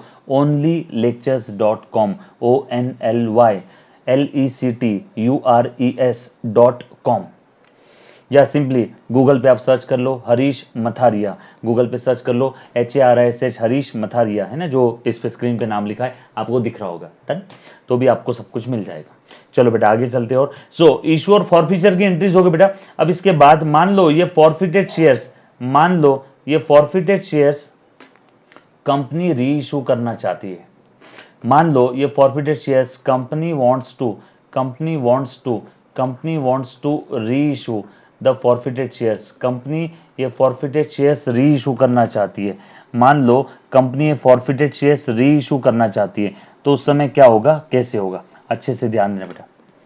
देखो बेटा, मान लो ये जो शेयर्स है जो कंपनी ने अभी अभी फॉरफिट किया, वो शेयर्स कंपनी री इशू कर रही है, आपको समझाने के लिए, री इशूड एज फुल्ली पेड का अर्थ होता है उसमें ओनरशिप पूरी है। री इशूड एज फुल्ली पेड यानी उसका मीनिंग होता है बेटा उसमें ओनरशिप पूरी है, यानी पूरी ओनरशिप, यानी पूरे 10 रुपए की पूरी फेस वैल्यू, पूरी कैपिटल वैल्यू, पूरी ओनरशिप, पूरी नॉमिनल वैल्यू। लेकिन कितने में दिया, reissued as fully paid for ₹8, यानी पूरी ओनरशिप कंपनी मात्र 8 रुपए में दे रही है, यानी 10 का भाव 8, 10 का 8, 10 का 8, 10 का 8, 10 का 8, 10 का 8, 10 का 8, यस और नो। मतलब यहाँ पे देखने वाले को प्राइमा फेसी ऐसा लग रहा है कि कंपनी को री इशू करते समय लॉस हुआ होगा शायद 2 रुपए का। नहीं मेरे बच्चे, 2 रुपए का लॉस नहीं हुआ है। यहाँ पे देखना जरा अच्छे से ध्यान देना, कंपनी 10 की पूरी ओनरशिप कितने में दे रही है, 8 में, यानी री इशू के समय bank account will be debited 8 rupees, reissue के समय bank account will be debited 8 rupees to share capital, ownership, capital, nominal value, face value कितना मेरे बच्चे, 10। अब मुझे बताओ, देखने वाले को लगेगा 10 का ओनरशिप 8 में दिया ने 2 का नुकसान हो गया। नो, ये जो शेयर कंपनी ने री इशू किया ना, सेम शेयर कंपनी ने भूतकाल में फॉरफिट किया था। ये फॉरफीचर के समय सेम शेयर पे कितने का फायदा हुआ था, कितना अमाउंट जब्त किया था, 6 रुपए। अब 6 का फायदा हुआ, जो शेयर कंपनी ने, एक कॉमन एक बार ध्यान देना, जो शेयर कंपनी ने फॉरफिट किया, सेम शेयर जब कंपनी ने री इशू किया, फॉरफीचर किया तब कितने का फायदा हुआ, 6 का। सेम शेयर जब री इशू किया तो कितने का नुकसान हुआ, 10 की ओनरशिप दी बेटा, 8 में 2 का नुकसान हुआ, तो ये 2 का नुकसान इसी 6 के फायदे में से वसूल करेंगे। जब भूतकाल में, पास्ट में हमने शेयर जब फॉरफिट किया था तब 6 का फायदा हुआ, सेम शेयर जब री इशू किया तो 2 का नुकसान हुआ, तो 6 का फायदा 2 का नुकसान, नेट फायदा अभी भी 4 का है, तो ये 2 का नुकसान इसी 6 के फायदे में से वसूल करेंगे। फायदा हुआ तब फॉरफीचर को क्रेडिट किया, अब नुकसान हुआ तो फॉरफीचर को डेबिट करो, उसमें से वसूल करो, यस और नो। और अब फाइनल एंट्री बता मेरे बच्चे, 6 का फायदा हुआ, 2 का नुकसान हो गया, नेट जो फाइनल अमाउंट है वो कहां जाएगा, कैपिटल रिजर्व में। शेयर फॉरफीचर में अब जो कुछ बैलेंस बच रहा है, देखो बेटा 6 में से 2 चले गए, 4 टू कैपिटल रिजर्व 4। ये क्या है बेटा, सुनना, सेंटेंस में गहराई है, नेट प्रॉफिट ऑन, आप सुन रहे हो क्या, नेट प्रॉफिट ऑन री issued shares, net profit on री issued shares transfer to capital reserve, net profit on री issued shares transfer to capital reserve, yes और नो। जो शेयर्स जो शेयर्स री इशू किए, मान लो कभी कभी ऐसा भी हो सकता है 10 शेयर्स में से 8 ही री इशू किए, तो 8 शेयर्स से रिलेटेड फॉरफीचर और ये 8 शेयर्स का री इशू का नुकसान, तो नेट फायदा कैपिटल रिजर्व में जाएगा 8 शेयर्स से रिलेटेड। यहां पे जितने फॉरफिट किए थे उन्होंने पूरे री इशू कर दिया। क्या बोलते हो मेरे बच्चों, सारी एंट्रीज समझ में आई क्या? सेम एंट्रीज कॉपी पेस्ट है प्रेफरेंस शेयर्स के लिए, सेम एंट्रीज कॉपी पेस्ट है डिबेंचर के लिए, और उल्टा डिबेंचर तो फॉरफिट भी नहीं होते, सो री इशू का भी सवाल पैदा नहीं होता और कैपिटल रिजर्व का भी नहीं। मतलब डिबेंचर में सिर्फ इशू ऑफ डिबेंचर्स की एंट्री रहेगी, लेकिन इक्विटी शेयर्स और प्रेफरेंस शेयर्स दोनों में इशू, फॉरफीचर, री issue, transfer to capital reserve, चारों केसेस आने वाली है। सो हमने क्या क्या देखा, इशू ऑफ शेयर्स, उसके बाद हमने देखा फॉरफीचर ऑफ शेयर्स की एंट्री, उसके बाद हमने देखा री इशू ऑफ शेयर्स की entry, then transfer to capital reserve का एंट्री। यस और नो, ये बात आपको समझ में आई? चलो बात बेटा, अब कुछ एमसीक्यू सॉल्व करवा के ले लो आपसे। देखो बेटा हम लोग फटाफट से एमसीक्यू, और इसमें सर इसमें और कौन कौन से कॉन्सेप्ट है बता देता हूँ बेटा, वो भी आपको सारे कॉन्सेप्ट बता देता हूँ, एक बार ध्यान देना, सिर्फ बता देता हूँ, प्लीज ध्यान दे दो। उसके बाद फिर मैं क्वेश्चन सॉल्व करवाता हूँ आपसे, उसके बाद मैं एमसीक्यू सॉल्व करवाता हूँ, बिल्कुल चिंता वाली बात नहीं। अब ये हमने क्या क्या देखा बेटा, कंपनी अकाउंट्स हमारा चल रहा है, कंपनी अकाउंट्स हमारा चल रहा है, कंपनी अकाउंट्स चल रहा है, ये देखो चल रहा है, इसलिए मैंने डॉट डॉट निकाले। इंट्रोडक्शन देख लिया, meaning of the company, features of the company, types of the company, types of the shares, types of the shares, capital, equity, preference shares का डिफरेंस, और इशू, फॉरफीचर, री issue, transfer to capital reserve की entries देखी, yes और no. अब उसके बाद काफी बार क्या होता है, प्लीज ध्यान देना, हो सकता है कंपनी शेयर्स और डिबेंचर्स, शेयर्स और डिबेंचर्स इशू करती है फॉर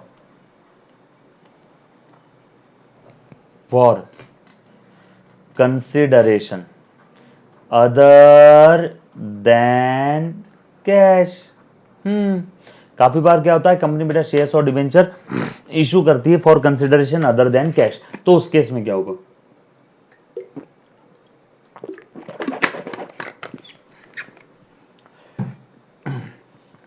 सर उस केस में क्या होगा मतलब क्या, प्लीज ध्यान देना, बताता हूं।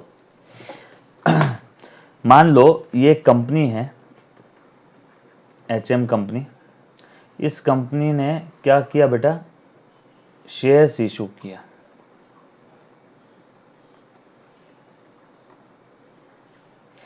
किसको, मान लो बी लिमिटेड को, और बदले में बी लिमिटेड से इसको मिला मशीन, मतलब एचएम कंपनी ने अपने शेयर्स इशू किए, बदले में मशीन लिया, पैसा नहीं लिया। सो क्या मैं बोल सकता हूं, this is the case of issue of shares for consideration other than cash.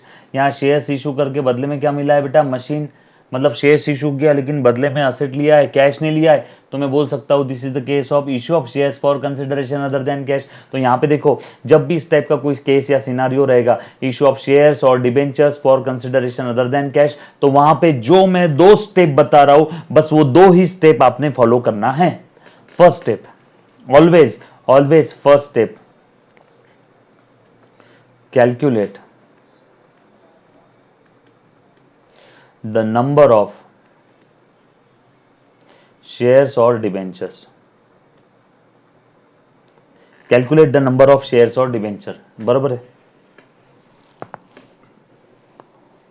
Calculate the number of shares और डिबेंचर्स। पहली चीज सर कैसे निकालना है, मान लो कंपनी ने ये मशीन लिया, 1,00,000 रुपए का मशीन है, और 1,00,000 रुपए के मशीन के लिए कंपनी ने शेयर्स इशू किए हैं, प्लीज ध्यान देना, शेयर्स इशू किए हैं जिसका फेस वैल्यू 10 रुपए है, और शेयर्स इशू किए एट प्रीमियम, और प्रीमियम 100% है। एक चीज मैं बता दूं, प्रीमियम या डिस्काउंट कोई भी केस रहो, मैंने अभी आपको जो फॉरफीचर की एंट्रीज के 3 सेंटेंस बताए, वो shares issued at par, at premium, at discount, कैसे भी रहने दो। सर एट पार मतलब 10 का शेयर 10 में दिया, एट प्रीमियम 10 का शेयर 10 से ज्यादा में, एट डिस्काउंट 10 का शेयर 10 से कम है। आज के डेट में as per section 54 of the companies act 2013 no company can issue the shares at discounted price. कोई भी कंपनी डिस्काउंटेड प्राइस पे शेयर्स इशू नहीं कर सकती है, कोई भी कंपनी डिस्काउंटेड प्राइस पे शेयर इशू नहीं कर सकती बेटा, एक चीज ध्यान रखना।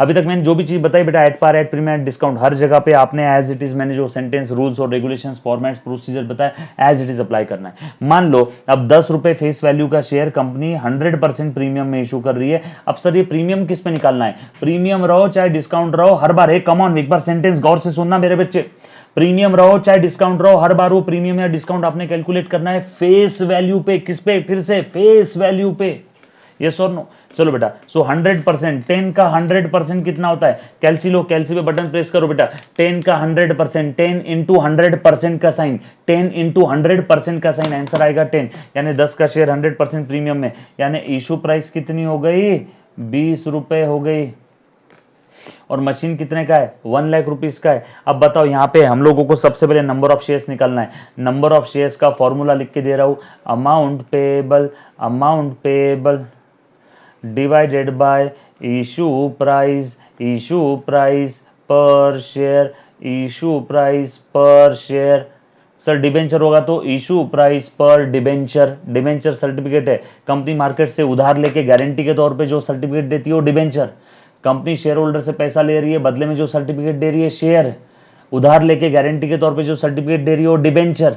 शेयर होल्डर से, मालिक लोगों से पैसा ले रही है, बदले में जो सर्टिफिकेट दे रही है शेयर्स। बरोबर है। अब शेयर्स दो चाहे डिबेंचर्स दो, कोई भी केस रहने दो, इशू ऑफ शेयर्स और debenture for consideration other than cash. Formula यही है, अमाउंट पेएबल बेटा कितना था 1 lakh rupees, amount payable machine के लिए 1 lakh divided by issue price. Issue price कैसे आती है देखना जरा, इशू प्राइस का फॉर्मूला है, issue price is equal to face value plus premium, discount रहा तो माइनस कर दो। फेस वैल्यू कितना है बेटा 10 रुपए, प्रीमियम कितना है 10 का 100% यानी 10, यानी टोटल इशू प्राइस हो गया 20, so divide by 20। So number of shares और डिबेंचर्स इशूड कितना है मेरे बच्चे यहाँ पे 5000। ओ हो। तो ये फर्स्ट स्टेप आपको करना पड़ेगा जब कभी भी कोई कंपनी डिस्काउंट अपने शेयर्स इशू कर रही है, डिबेंचर इशू कर रही है for consideration other than cash. ये सुन, उसके बाद आगे बढ़ते बेटा, प्लीज ध्यान देना, आगे बढ़ रहा हूं। Second step, second step, second step, ये है second step. Sir second step क्या है? पास द जर्नल एंट्री। सर कैसे पास करना है देखो जरा, अभी बताता हूं। देखो बेटा, कंपनी के पास क्या आ गया, मशीन। एचएम के बुक में एंट्री चल रही है, in the books of HM, in the books of HM. Company के पास मशीन आ गई तो कंपनी बोलेगी machine account will be debited. कितने की मशीन है 1 लाख रुपीस का, और कंपनी ने बदले में क्या दिए shares, to share capital. Company जब शेयर इशू करती है तो शेयर कैपिटल को क्रेडिट करेगी, शेयर कैपिटल बढ़ेगा। शेयर इशू करते हैं तो शेयर कैपिटल बढ़ता है, फॉरफिट करते कम होता है, इशू किया बढ़ेगा, सो शेयर कैपिटल को क्रेडिट किया। कितने शेयर कैपिटल कितने से क्रेडिट होगा मुझे क्या पता, नंबर ऑफ शेयर्स देखो ना, नंबर ऑफ शेयर्स कितना था 5000, सो 5000 शेयर्स, और एक शेयर में कैपिटल यानी फेस वैल्यू कितना है, कैपिटल यानी फेस वैल्यू 10 रुपए, सो 5000 इंटू 10 यानी कैपिटल क्रेडिट होगा 50,000 से, यस और नो। और उसके बाद यहाँ प्रीमियम पे इशू किया था ना शेयर्स, प्रीमियम पे इशू किया था to securities premium account, to securities premium. Again number of shares कितने बेटा 5000, और सिक्योरिटी प्रीमियम भी 10 रुपए है, 100% है ना फेस वैल्यू का, फेस वैल्यू 10 है, 10 का 100% 10, इसीलिए 5000 इंटू 10। बोल मेरे बच्चे कितना आ गया? ये रही बेटा आपकी जर्नल एंट्री, ये रही आपकी जर्नल एंट्री। क्या बोलते हो मेरे बच्चों? सो इशू ऑफ शेयर्स और debenture for consideration other than cash clear हुआ क्या? चलो आगे, उसके बाद आगे बढ़ते बेटा, और प्लीज ध्यान देना, उसके बाद और आगे बढ़ते।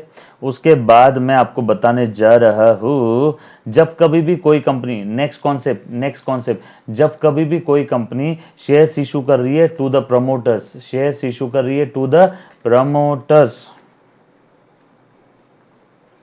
तो उस केस में ये तो पक्की बात है शेयर कैपिटल क्रेडिट होगा। मान लो 10,000 के शेयर इशू किए, शेयर कैपिटल क्रेडिट होगा, ये तो पक्की बात है। लेकिन प्रमोटर से कंपनी पैसे नहीं लेती है, कंपनी प्रमोटर से पैसे नहीं लेती है, क्योंकि कंपनी को इनकॉर्पोरेट करने के लिए प्रमोटर्स ने दिन रात मेहनत किया था, क्योंकि प्रमोटर्स ने ही कंपनी को इनकॉर्पोरेट किया था, प्रमोटर्स ने कंपनी को पैदा किया था, प्रमोटर्स ने खर्चा किया था। वैसे देखा जाए तो काम की बात बता रहा हूँ, प्रमोटर्स के पास कोई लीगल राइट नहीं है कंपनी से पैसा रिकवर करने का, क्योंकि लीगल राइट के लिए वैलिड कॉन्ट्रैक्ट होना जरूरी है। और जब प्रमोटर्स पैसा खर्चा कर रहे थे कंपनी पैदा करने के लिए, तब कंपनी पैदा हुई नहीं थी, मतलब वहां पे 2 पर्सन थे ही नहीं, कंपनी और प्रमोटर्स में से कंपनी थी ही नहीं, तो आदमी अकेले से तो खुद से कॉन्ट्रैक्ट नहीं कर सकता है, इसलिए प्रमोटर्स के पास लीगल राइट नहीं है कि प्रमोटर्स पैसा रिकवर कर सके। बट फिर भी कंपनी दया करके प्रमोटर्स को शेयर्स दे देती है ना, उन्होंने मेहनत किया, इनकॉर्पोरेट किया इसके लिए। अब यहाँ पे कंपनी को बदले में क्या मिला, कुछ नहीं, तो कंपनी यहाँ पे बोलती है एक्स फैक्टर की वजह से पैसा दिया, उस एक्स फैक्टर्स को हम लोग गुडविल कहते हैं। So goodwill account will be debited 10,000 to share capital, yes और नो, यस और नो। सो बेटा इन शॉर्ट हमने इतनी सारी चीजें देखी है related to company accounts, yes और नो। और थोड़ी सी चीजें बता देता हूँ, प्लीज ध्यान देने में बेटा, प्लीज ध्यान दे देना, और थोड़ी चीजें बता रहा हूँ। अगर मैं डिबेंचर्स की बात करूं, बस 5 मिनट के लिए ध्यान दो बेटा, उसके बाद काफी सारे हम लोग क्वेश्चन सॉल्व करेंगे। ये जितनी भी चीजें बता रहा हूँ ये सारी चीजों के ऊपर एग्जाम में क्वेश्चन आ चुके हैं। अब डिबेंचर्स की बात करो बेटा, अच्छे से ध्यान देना। डिबेंचर्स की अगर मैं बात करूं, debenture is an acknowledgement of the debt taken by the company. Debenture is an acknowledgement of the debt taken by the company containing an unconditional promise to pay the principal, to repay the principal and to pay the interest amount from time to time. एक बार फिर से, one more time, debenture certificate is an acknowledgement of the debt, ये सबूत है, evidence है, company ने जो डेट लिया है, लोगों से पैसा उधार लिया है, उसका एक्नॉलेजमेंट, सबूत है। Debenture certificate is an acknowledgement of the debt taken by the company containing an unconditional promise to repay the principal, उनसे प्रिंसिपल मुद्दल जो अमाउंट लिया था वो रीपे करेंगे, and to pay the interest from time to time as per the agreed rate of interest. Yes और no? मान लो, अब ये डिबेंचर का आपको मीनिंग समझ में आ गया, मीनिंग के पीछे हम लोग ज्यादा चक्कर में नहीं पड़ेंगे। मान लो 10% डिबेंचर है, मतलब इनको फिक्स इंटरेस्ट कितना मिलने वाला है, 10%। डिबेंचर होल्डर्स ये कौन है बेटा, कंपनी के debenture holders are the creditors of the company. Debenture holders are the पट पट पट पट लिख लो बेटा, are the creditors of the company. Debenture holders को कंपनी क्या देती है, इंटरेस्ट, और ये जो इंटरेस्ट है, ये इंटरेस्ट क्या है बेटा, चार्ज अगेंस्ट प्रॉफिट है। सर चार्ज अगेंस्ट प्रॉफिट मतलब कंपलसरी झक मार के देना ही पड़ेगा, चार्ज अगेंस्ट प्रॉफिट, प्रॉफिट हो चाहे ना हो। सर फिर क्या डिविडेंड कंपलसरी नहीं देना है ना, प्रॉफिट हुआ तो ही डिविडेंड देना है, और प्रॉफिट नहीं हुआ तो डिविडेंड नहीं देना है। मतलब dividend is an appropriation of profit और interest is charge against profit, profit हो चाहे ना हो देना ही है। ट्रेडिंग पीएनएल के डेबिट साइड के आइटम ये चार्ज अगेंस्ट प्रॉफिट है मेरे बच्चे। और उसके बाद प्लीज ध्यान देना बेटा, अगर मान लो कोई कंपनी डिबेंचर इशू कर रही है, इशू ऑफ डिबेंचर, बहुत काम की चीज बता रहा हूं मेरे बच्चे, सिर्फ समझ लेना।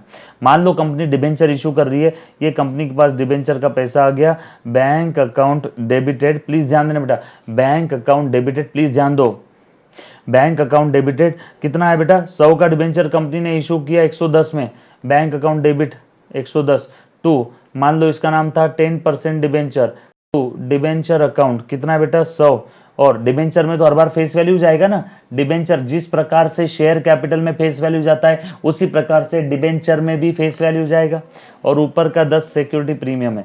सर डिबेंचर में कहा है का security premium, debenture, equity shares, preference shares, ये सब कंपनी की सिक्योरिटीज है, फाइनेंशियल इंस्ट्रूमेंट है। ये जब भी कोई कंपनी शेयर्स या डिबेंचर इशू करती है, अगर प्रीमियम पे इशू किया तो ऊपर का अमाउंट हर बार सिक्योरिटी प्रीमियम में ही जाएगा। सो टू सिक्योरिटी प्रीमियम 10। अब मान लो ये थी केस है, अब मैं केस भी बता रहा हूँ, केस भी बता रहा हूँ बेटा मेरे बच्चे, प्लीज ध्यान देना, केस भी वेरी इंपॉर्टेंट। मान लो कंपनी डिबेंचर्स इशू कर रही है, इशू और डिबेंचर ऑफ ₹100 एट 120, एंड हमें आज ही पता है कि डिबेंचर्स का फ्यूचर में रिडम्पशन होगा। सर रुको, रिडम्पशन मतलब क्या, रिडम्पशन मतलब भैया उधारी वापस करना। आज डिबेंचर होल्डर से पैसा उधार लिया, मान लो 5 साल का टेन्योर है, मान लो 5 साल का, टोटल 10 साल के ऊपर कोई कंपनी डिबेंचर्स ले नहीं सकती है, बरोबर है, 10 साल के ऊपर कोई कंपनी डिबेंचर्स ले नहीं सकती। इंफ्रास्ट्रक्चर प्रोजेक्ट के लिए डिबेंचर लिया तो थोड़ा टेन्योर बढ़ जाता है, लेकिन मान लो कंपनी ने डिबेंचर होल्डर से पैसा उधार लिया और 5 साल बाद में डिबेंचर होल्डर्स को क्या बोला, भैया आज तुमसे हम लोग डिबेंचर ले रहे हैं, 100 का डिबेंचर कितने में दिया, 120 में, और आपको बोला है कि इन फ्यूचर आपको 100 के डिबेंचर के बदले वापस कितना करेंगे, रिडमेबल एट 30% प्रीमियम, यानी इन फ्यूचर आपको कितना वापस करेंगे, 30% एक्स्ट्रा। तो यहाँ दो किस्से बेटा, ये एक इशू वाला किस्सा है, इशूड 100 का डिबेंचर 120 में, और रिडम्पशन होगा 100 का डिबेंचर, रिडम्पशन होगा 130 रुपए में।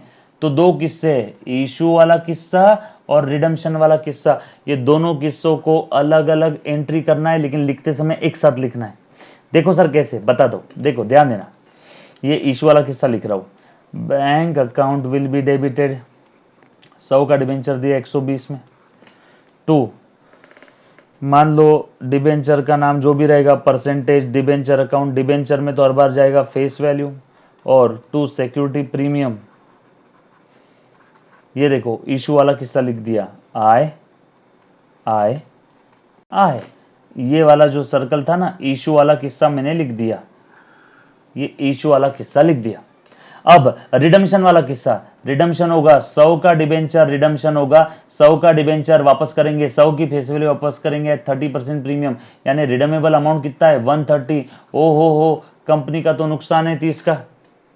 सर 30 का नहीं लिया था 120, 130 वापस कर रहे, 10 का नुकसान है ना मुन्ना ना, इशू करते समय जो भी प्रीमियम मिला था, once the premium has been received by the company it will permanently transfer to the reserves and surplus. बरोबर है क्या? उस प्रीमियम को काउंट नहीं करना यहाँ पे। सो ध्यान देना। अब मैं रिडम्पशन वाला किस्सा लिख रहा हूँ बेटा, रिडम्पशन वाला। अब 100 के डिबेंचर के लिए कंपनी को वापस कितना देना है? 130। तो नुकसान कितने का हुआ? 30 का।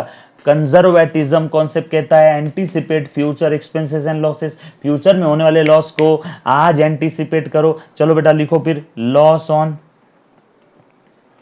Issue of debentures. इशू करते समय ही पता था ना मैं लॉस होने वाला फ्यूचर में, लेकिन पता कब है? इशू करते समय ही पता है, इसीलिए मैं लिख रहा हूं loss on issue of debenture 30, और ये अमाउंट फ्यूचर में देना है to premium on redemption. Future में देना है, देना है मतलब लाइबिलिटी, लाइबिलिटी का क्रेडिट बैलेंस, लाइबिलिटी बढ़ती है तो क्रेडिट करो टू प्रीमियम ऑन रिडम्पशन 30। ये लिख दिया नीले कलर के पेन में, आर वाला किस्सा, आर वाला किस्सा। यस और नो, यस और नो। ये बात समझ आई बच्चे सभी को? यहां तक किसी को डाउट? कैसी लगी एंट्री? करते समय दो अलग अलग एंट्री बोली, लेकिन लिखते समय एक साथ लिख दिया, इशू एंड रिडम्पशन। और अब ये जो लॉस है ना, इस लॉस को ये इस लॉस को इस 30 के लॉस को हम लोगों को राइट ऑफ करना पड़ेगा। We have to write off this loss. यहां पे अगर डिस्काउंट होता तो लॉस और डिस्काउंट दोनों मिला देते, एक साथ लॉस लिख देते थे। This loss over the over the over the tenure of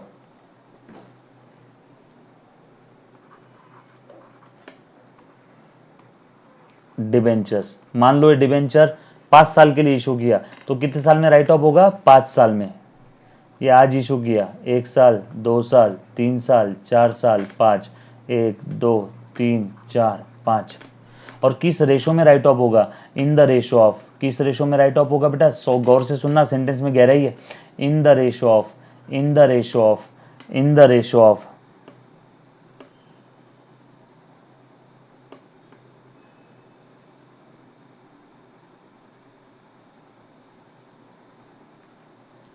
in the ratio of amount outstanding during or beginning of the year, during और beginning of the year. Sir मतलब किस रेशो में इस लॉस को right off करना है? जिस ratio में डिबेंचर का अमाउंट आउटस्टैंडिंग है। कभी कभी क्या होता है, डिबेंचर इशू किया 5 साल के लिए और हर साल 3 का रिडीम कर रहे, 100 रुपए का डिबेंचर है, हर साल 20-20 रुपए रिडीम कर रहे, तो पहले साल कितना आउटस्टैंडिंग था? 100। तो फर्स्ट ईयर में रेशो कितना आ गया बेटा? रेशो फर्स्ट ईयर में कितना आ गया? 100। उसके बाद फर्स्ट ईयर के एंडिंग में कितना राइट ऑफ कर दिया? 20। 100 का डिबेंचर है, हर साल 20-20 रिडीम कर रहे हैं, तो पहले साल 20 रिडीम हो गया तो कितना बचा? 80। देन और 20 रिडीम हो गया, कितना बचा? 60। और 20 रिडीम हो गया रिडम्पशन इंस्टॉलमेंट बेसिस, बोलो 40। और 20 रिडीम 20, देन 0। तो इस रेशो में राइट ऑफ करेंगे 100:80:60:20। इस रेशो में राइट ऑफ करेंगे बेटा इस 30 के अमाउंट को, इस 30 के अमाउंट को। यस और नो? और अगर ऐसा कुछ बोला नहीं कि हर साल इंस्टॉलमेंट में 3 का रिडीम हो रहा है, कुछ बोला नहीं है, तो इक्वल रेशो रहेगा, यानी हर साल अमाउंट आउटस्टैंडिंग इक्वल है, हर साल अमाउंट आउटस्टैंडिंग इक्वल है। समझ में आए? रेशो मतलब क्या है? यहाँ इस क्वेश्चन में कुछ बोला नहीं है, तो 30 को 5 साल में राइट ऑफ कर दो, यानी हर साल कितना आएगा? 6 6 6 6 6, इतना राइट ऑफ करना है। और सर वो राइट ऑफ का एंट्री क्या रहेगा? बड़ा आसान है बेटा, P&L account will be debited to loss on issue of debenture.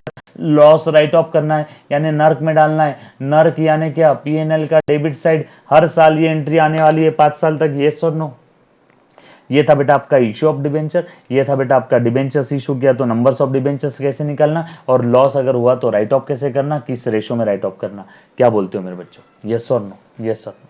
समझ में आ रही बेटा सारी चीजें? चलो आगे। उसके बाद प्लीज ध्यान देना बेटा।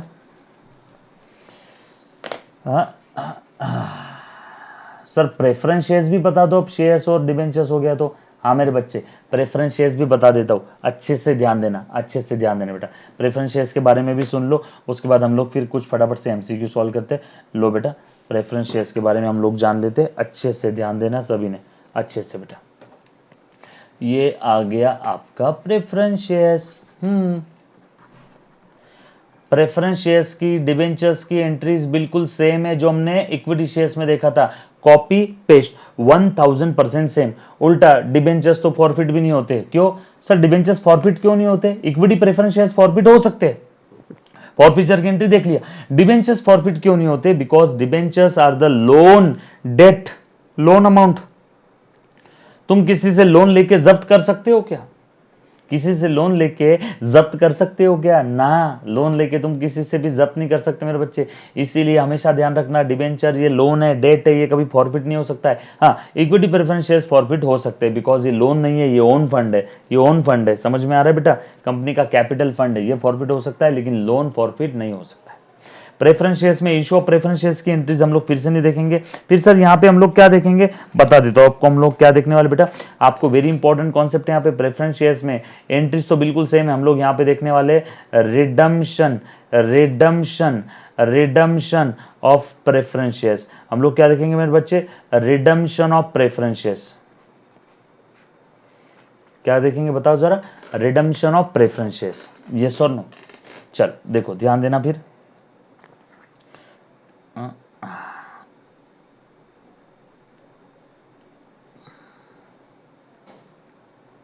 ओके सर, रिडम्पशन मतलब कुछ नहीं, वापस करना, अभी जैसे डिबेंचर्स में देखा था। रिडम्पशन ऑफ प्रेफरेंस शेयर्स मतलब प्रेफरेंस शेयर होल्डर्स को उनका पैसा वापस करो। रिडम्पशन मतलब प्रेफरेंस शेयर होल्डर्स को, रिडम्पशन यानी वापस कर देना, repayment of preference share capital. इस प्रोसेस को टेक्निकली हम लोग रिडम्पशन ऑफ प्रेफरेंस शेयर्स कहते हैं। Repayment of preference share capital, इस प्रोसेस को हम लोग technically redemption of preference share कहते हैं मेरे बच्चे। यस और नो? चलो देखो मैं स्टार्ट कर रहा हूँ, प्लीज ध्यान देना। रिडम्पशन ऑफ प्रेफरेंस शेयर मतलब repayment of preference share capital. जब भी आप रिडम्पशन की एंट्रीज पास करोगे तब आपने क्या करना है? सबसे पहले पता लगाना है अमाउंट रिक्वायर्ड फॉर रिडम्पशन कितना है। Amount required for redemption, amount required for redemption. आपको समझाने के लिए 100 रुपए का प्रेफरेंस शेयर आज इशू किया। मान लो आपको समझाने के लिए 5 साल बाद कंपनी ने प्रॉमिस किया था कि 100 के प्रेफरेंस शेयर्स के बदले आपको कितना मिलेगा बेटा? 100 के प्रेफरेंस शेयर्स के बदले आपको कितना मिलेगा मेरे बच्चे? मान लो 20% प्रीमियम, यानी 5 साल बाद आपको मिलेगा 120, यानी रिडमेबल अमाउंट 120 है, यानी अमाउंट रिक्वायर्ड फॉर रिडम्पशन 120 है। तो यहाँ पे लिख देता हूँ 120। इस 120 में मेरे बच्चे, इस 120 में मेरे बच्चे प्लीज ध्यान देना, nominal value, face value, capital, nominal value required for redemption कितना है बेटा? 100। और premium on redemption, premium payable on redemption, premium payable on redemption कितना है मेरे बच्चे बता तो? 20। यस और नो? सो प्लीज ध्यान देना बेटा। अब ये नॉमिनल वैल्यू यहाँ पे 100 है और ये प्रीमियम और रिडम्पशन एक टाइप से लॉस है, ये कितना है? 20। अब जब कभी भी कोई कंपनी प्रेफरेंस शेयर्स रिडीम करती है मेरे बच्चे, प्लीज स्टोरी को समझना अच्छे से। एक बार देख लेता हूँ, कहीं किसी का कोई डाउट तो नहीं है? हाँ यस, ओके, सब नॉर्मल है। ओके ओके, चलो कोई चिंता वाली बात नहीं। ओके चलो देखो बेटा ध्यान देना।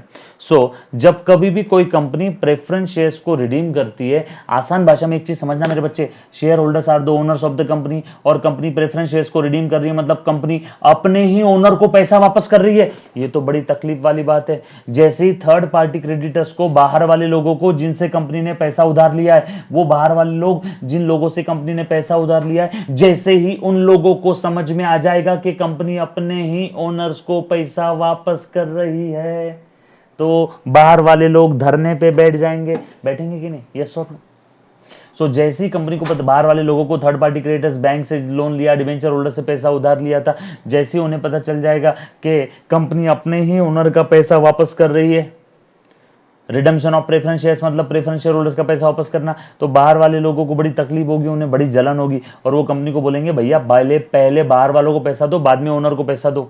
ये बड़ी तकलीफ वाली बात है। इस झंझट से बचने के लिए अब देखो, बाहर वाले लोगों ने कंपनी को बोल दिया कि ये कंपनी सुन, तू प्रेफरेंस शेयर होल्डर्स का पैसा वापस कर रही है, चल पहले हमारा पैसा वापस कर। कंपनी ने बोला नहीं ऐसा नहीं कर सकते, हमारे पास इतना पैसा नहीं है, आप बताओ आपको तकलीफ क्या है। तो उन्होंने बोला कि आप ओनर का पैसा वापस कर रहे हो, पहले बाहर वालों को दो। हमने जिस कैपिटल स्ट्रक्चर को देख करके पैसा दिया था, थर्ड पार्टी क्रेडिटर्स कंपनी को बोलेंगे, थर्ड पार्टी क्रेडिटर्स कंपनी को बोलेंगे हमने जिस कैपिटल स्ट्रक्चर को देख के पैसा दिया था, आप वही कैपिटल स्ट्रक्चर रिडीम कर रहे हो, वापस कर रहे हो। कंपनी बोलेगी ठीक है, आपने कैपिटल स्ट्रक्चर को पैसा देख के दिया था, अगर हम लोग वो कैपिटल स्ट्रक्चर फिर से खड़ा कर देवे तो चलेगा? इन्होंने बोला हाँ फिर चलेगा।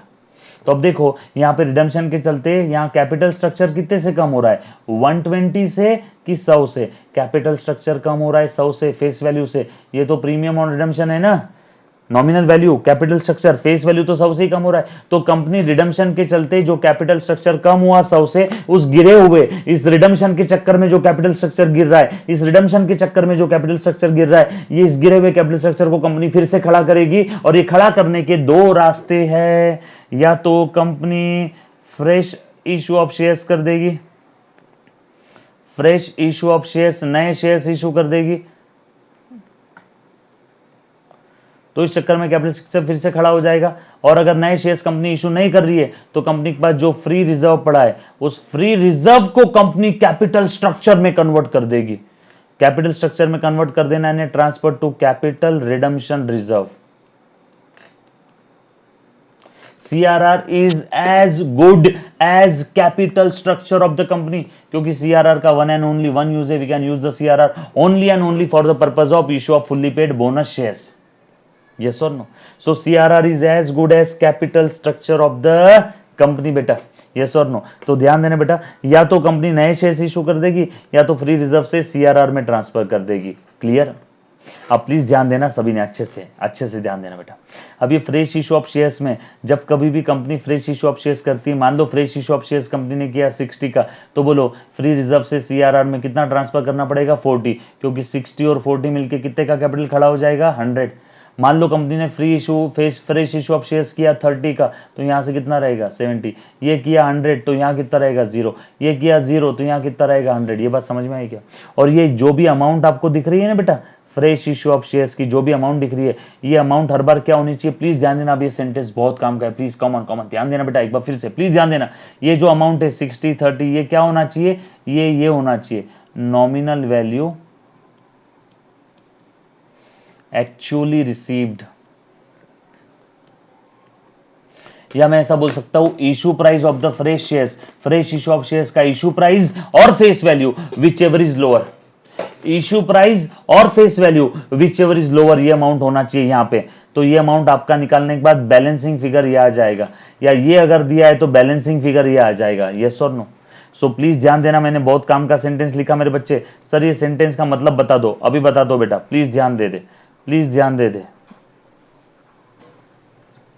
मैं सेंटेंस का मतलब बता रहा हूं, नॉमिनल वैल्यू एक्चुअली रिसीव्ड, या फिर आप इसकी जगह आप ये भी लिख सकते हो issue price of the fresh issue of shares का इशू प्राइस, या फिर मेरे बच्चे इशू प्राइस या फिर face value whichever is lower, issue price और face value whichever is lower, आप वो अमाउंट ले लेना यहाँ पे, just to calculate the amount of CRR, just to calculate the amount of CRR। Sir नहीं समझा, वापस बता रहा हूं, प्लीज ध्यान दे बेटा। मान लो यहाँ पे 100 रुपए नॉमिनल वैल्यू वाला शेयर है जो कंपनी रिडीम कर रही है 120 में, कंपनी का कैपिटल स्ट्रक्चर कम हो गया 100 से, इस गिरे हुए कैपिटल स्ट्रक्चर को खड़ा करने के दो रास्ते हैं, रास्ता नंबर 1, रास्ता नंबर 2, या तीसरा रास्ता थोड़ा सा यहां से थोड़ा सा यहां से, combination of fresh issue and free reserve.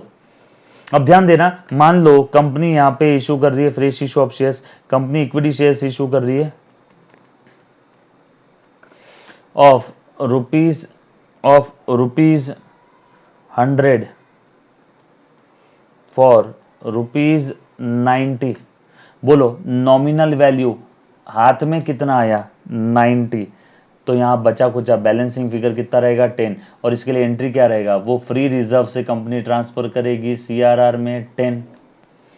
Sir free reserve से CRR में क्यों ट्रांसफर करते हैं, to maintain the capital structure of the company. Sir क्यों मेंटेन करना है कैपिटल स्ट्रक्चर, अभी तो बोला था थर्ड पार्टी क्रेडिटर्स के सेफ्टी और सिक्योरिटी के लिए।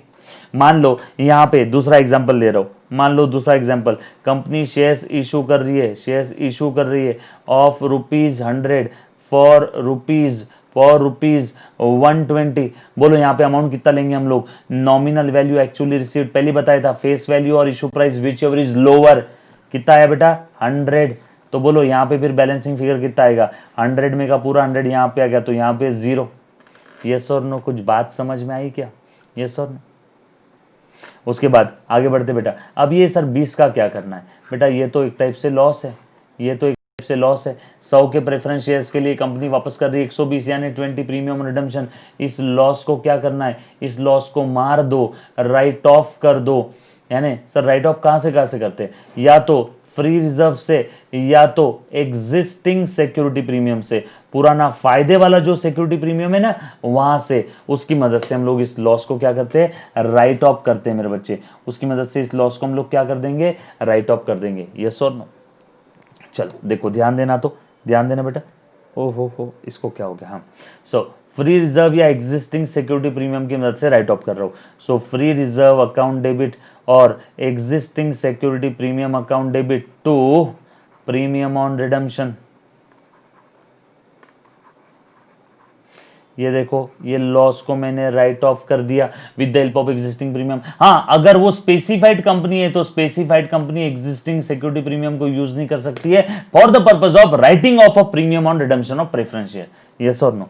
स्पेसिफाइड कंपनी नहीं हो सकती सर। स्पेसिफाइड मान ली वो कंपनी जो 133 के अकाउंटिंग स्टैंडर्ड यूज कर रही है, उस कंपनी को हम लोग स्पेसिफाइड कंपनी बोलेंगे। सर एंट्रीज क्या क्या आएगी रिडम्पशन में, देख लो मेरे बच्चे, अभी बता देता हूं। सबसे पहली entry preference share capital due for redemption. So preference share capital जो भी परसेंटेज है, preference share capital account debit 100 रुपए, एक्स्ट्रा कितना देना है, premium on redemption 20 rupees. Loss हो रहा है, लॉस का डेबिट बैलेंस, लॉस बढ़ता है तो डेबिट करो। और ये सब किसको देना है, टू प्रेफरेंस शेयर होल्डर्स। ये पहला entry.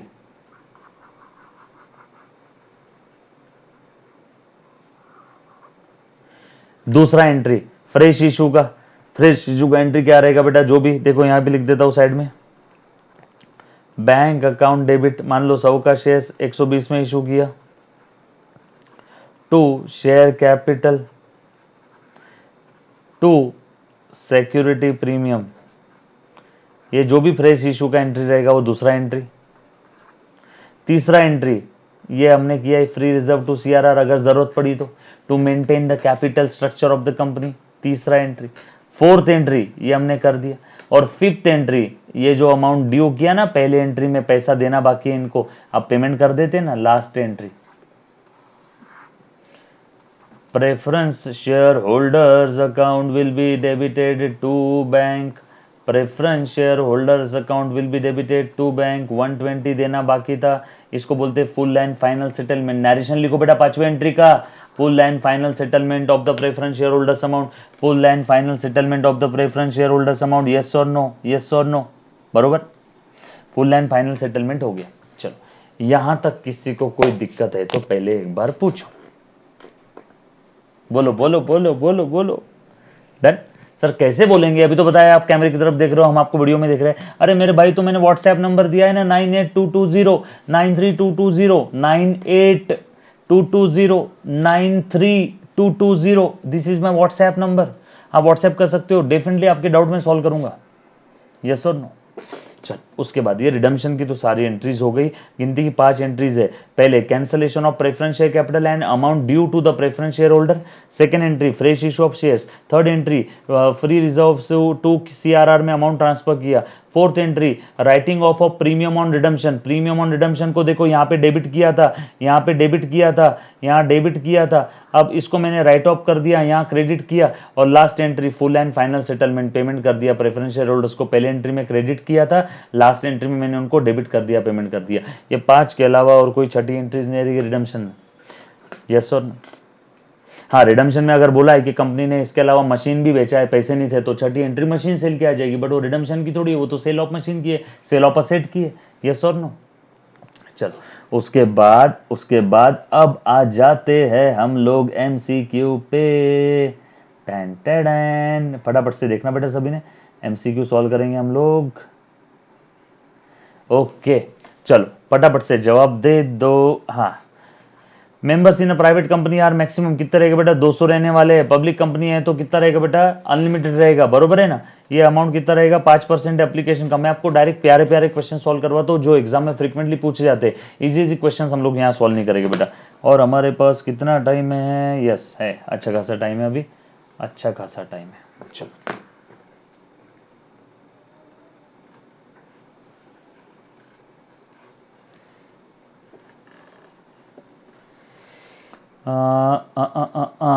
Amount of the shares forfeited after the re issue of the shares transfer to, बेटा शेयर्स री इशू करने के बाद जो नेट प्रॉफिट ऑन री इशूड शेयर्स है कहाँ ट्रांसफर करते हैं, कैपिटल रिजर्व में, यस और नो, कहाँ ट्रांसफर करते हैं, कैपिटल रिजर्व में। सबसे लास्ट वाला entry issue forfeiture re issue transfer to capital reserve, general entry जो हमने देखी थी। नेट प्रॉफिट ऑन री issued shares transfer to capital reserve, entry क्या रहेगा इसका बता दो, share forfeiture account debit to capital reserve, लिख देता हूं साइड में, share forfeiture account will be debited to capital reserve account। Narration में इसकी पूरी लॉजिक, पूरी कॉन्सेप्ट नरेशन में दी है। देखो, net profit on reissued shares transfer to capital reserve, narration सिर्फ पर्टिकुलर कॉलम में लिखना बेटा, थोड़ा सा आगे चला गया है ना। If the shares are issued at premium, then the amount of premium can be utilized। हाँ, सेक्शन वेरी इंपॉर्टेंट बेटा, very important, section 52 subsection 2, uses of security premium, uses of security premium, बोल मेरे बच्चे, सिक्योरिटी प्रीमियम के uses, security premium के uses क्या क्या है, तो पहला use, we can use the security premium for the purpose of issue of fully paid bonus share, for the purpose of issue of fully paid bonus share. दूसरा use है मेरे बच्चे, प्लीज ध्यान देना, दूसरा यूज है, we can use the security premium for the purpose of writing off preliminary expenses. तीसरा use है, for the purpose of writing off discount और commission on issue of shares और डिबेंचर्स और any security of the company. Fourth use है, we can use the security premium for the purpose of buyback, don't worry foundation level पे buyback of shares नहीं है, buyback of shares. और last use है, for the purpose of writing of premium on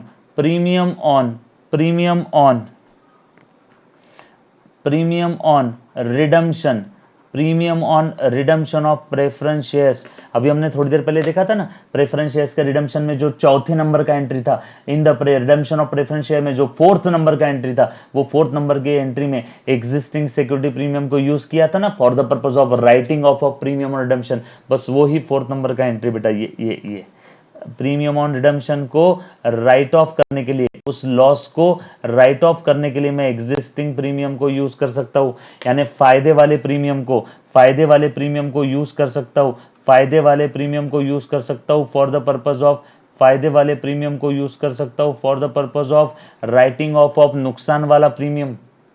so यहाँ पे क्या पूछा है, shares issued at a premium then amount of premium can be utilise. बोलो बेटा, पांचों में से जो भी ऑप्शन दिख रहा है वही आपका आंसर है। For the purpose of issue of fully paid bonus share, yes. For the purpose of dividend, no. For the purpose of redemption of debenture, no. None of the above. So correct answer is bonus shares. देखो ये वाला जो भी दिखता था पांच में से वो आपका करेक्ट आंसर रहता था।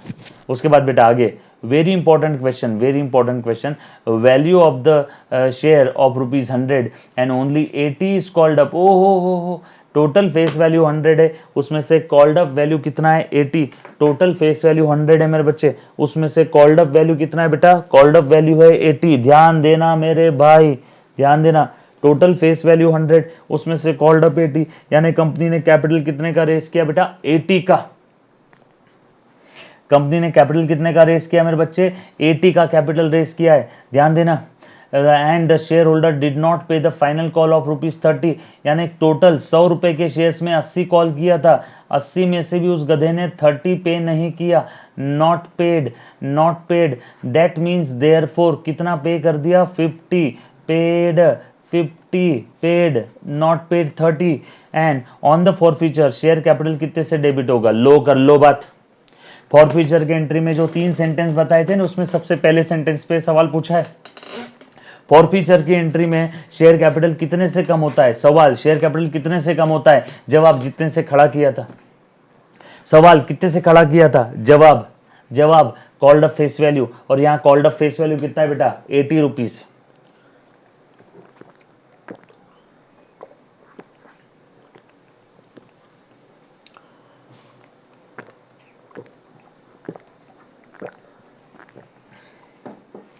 तो शेयर कैपिटल डेबिट होगा 80 से, यस और नो। फॉरफीचर के 3 सेंटेंस में सबसे पहले नंबर के सेंटेंस में यहाँ पे सवाल पूछा हुआ है बेटा। चलो आगे, उसके बाद all those companies which operate under the special act, pass by the state legislature और पार्लियामेंट आर कॉल्ड एज, बोलो बेटा, स्टैट्यूटरी कंपनी। बोल सकता हूँ कि नहीं बोल सकता हूँ? Statutory company. सर एक साथ example, LIC। The parade between the two call should be minimum 15 days, 21 days, 1 month, 3 month. दो कॉल के बीच में एटलीस्ट 1 महीने का गैप होना चाहिए। अच्छे अच्छे क्वेश्चन ले लेता हूं। Security premium, security premium,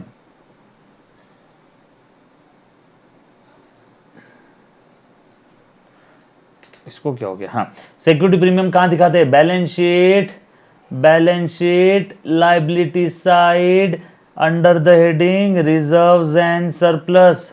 liability side में भी कहां पे? शेयर होल्डर्स फंड में। शेयर होल्डर्स का होता है बेटा ये रिजर्व सरप्लस, ओनर का। शेयर होल्डर्स फंड में under the heading reserve surplus हम लोग दिखाएंगे। देखो बेटा, liability side under the heading reserves and surplus. Which capital shown in the balance sheet? Authorise दिखाते हैं, इशूड, सब्सक्राइब, ये सब भी दिखाते बेटा। सारे टाइप के कैपिटल हम लोग बैलेंस शीट में शो करते हैं।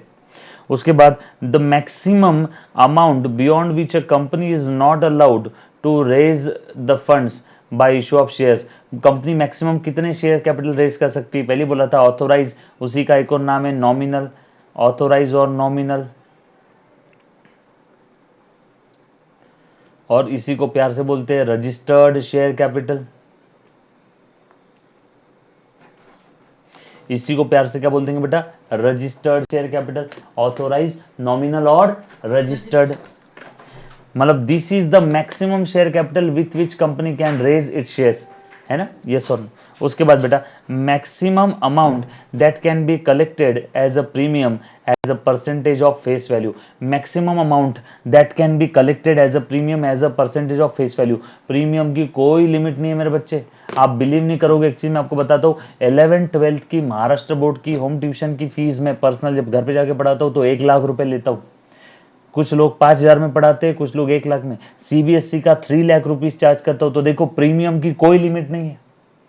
जो बेटा आपको देखो, प्लीज ध्यान देना, मारुति 800 आपको 4 लाख 3 लाख में भी मिल जाएगी। BMW की कार आपको 2-2 करोड़ में भी मिलेगी। यानी एक कुछ कारें 4 लाख की, कुछ कारें 2-2 करोड़ की। तो प्रीमियम की कोई लिमिट नहीं है। बिटकॉइन क्रिप्टो करेंसी मेरे बच्चे आज के 10 साल पहले, अभी 2020 में हूँ, आज के 10 साल पहले इस दुनिया में लॉन्च हुई थी। सतोशी नाकामोटो नाम के अनोनिमस पर्सन ने लॉन्च किया था। बिटकॉइन नाम का करेंसी उस समय कुछ पैसों में मिलता था। आज एक करेंसी 8 लाख रुपए का है। 20 पैसे 10 पैसे की चीज 8 लाख रुपए की। So there is no limit for a premium, no limit for a premium मेरे बच्चे।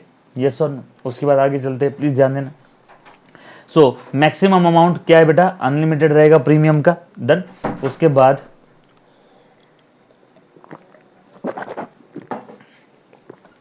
Minimum amount that should be called by a company with the application for it share is the following percentage. कितना रहेगा बेटा? 5%। और सेबी के guideline के हिसाब से 25% है, कंपनी लॉ के हिसाब से 5% है। सेबी के गाइडलाइन के हिसाब से 5%, 25 है बेटा। Company can not issue redeemable equity shares, बिल्कुल सही है। रिडीमेबल प्रेफरेंस शेयर इशू कर सकती है। Redeemable debentures, fully convertible. Sir convertible debentures मतलब ऐसे डिबेंचर्स जो शेयर्स में कन्वर्ट हो सकते हैं। चलो आगे बढ़ते। अच्छा अच्छा क्वेश्चंस देखते बेटा, अच्छे अच्छे। सर ये interest paid on calls in advance क्या है? प्लीज ध्यान देना बेटा। कॉल्स इन एडवांस क्या है? मान लो इस डेट को 1 अप्रैल 2020 को पैसा आना चाहिए था। 1 अप्रैल 2020 को आने वाला पैसा 1 मार्च को ही दे दिया शेयर होल्डर ने। तो इस डेट को मिलने वाला पैसा इस डेट को आ गया, यानी एडवांस आ गया, कंपनी के पास पैसा जल्दी आ गया। तो हम लोग बोलेंगे कॉल्स इन एडवांस।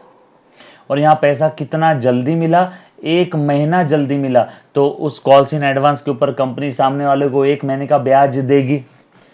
और सामने वाले ने पैसा अगर लेट दिया कॉल्स इन अरियर्स तो उससे ब्याज लेगी। यस और नो। सो कितना जल्दी मिला बेटा? 1 मंथ।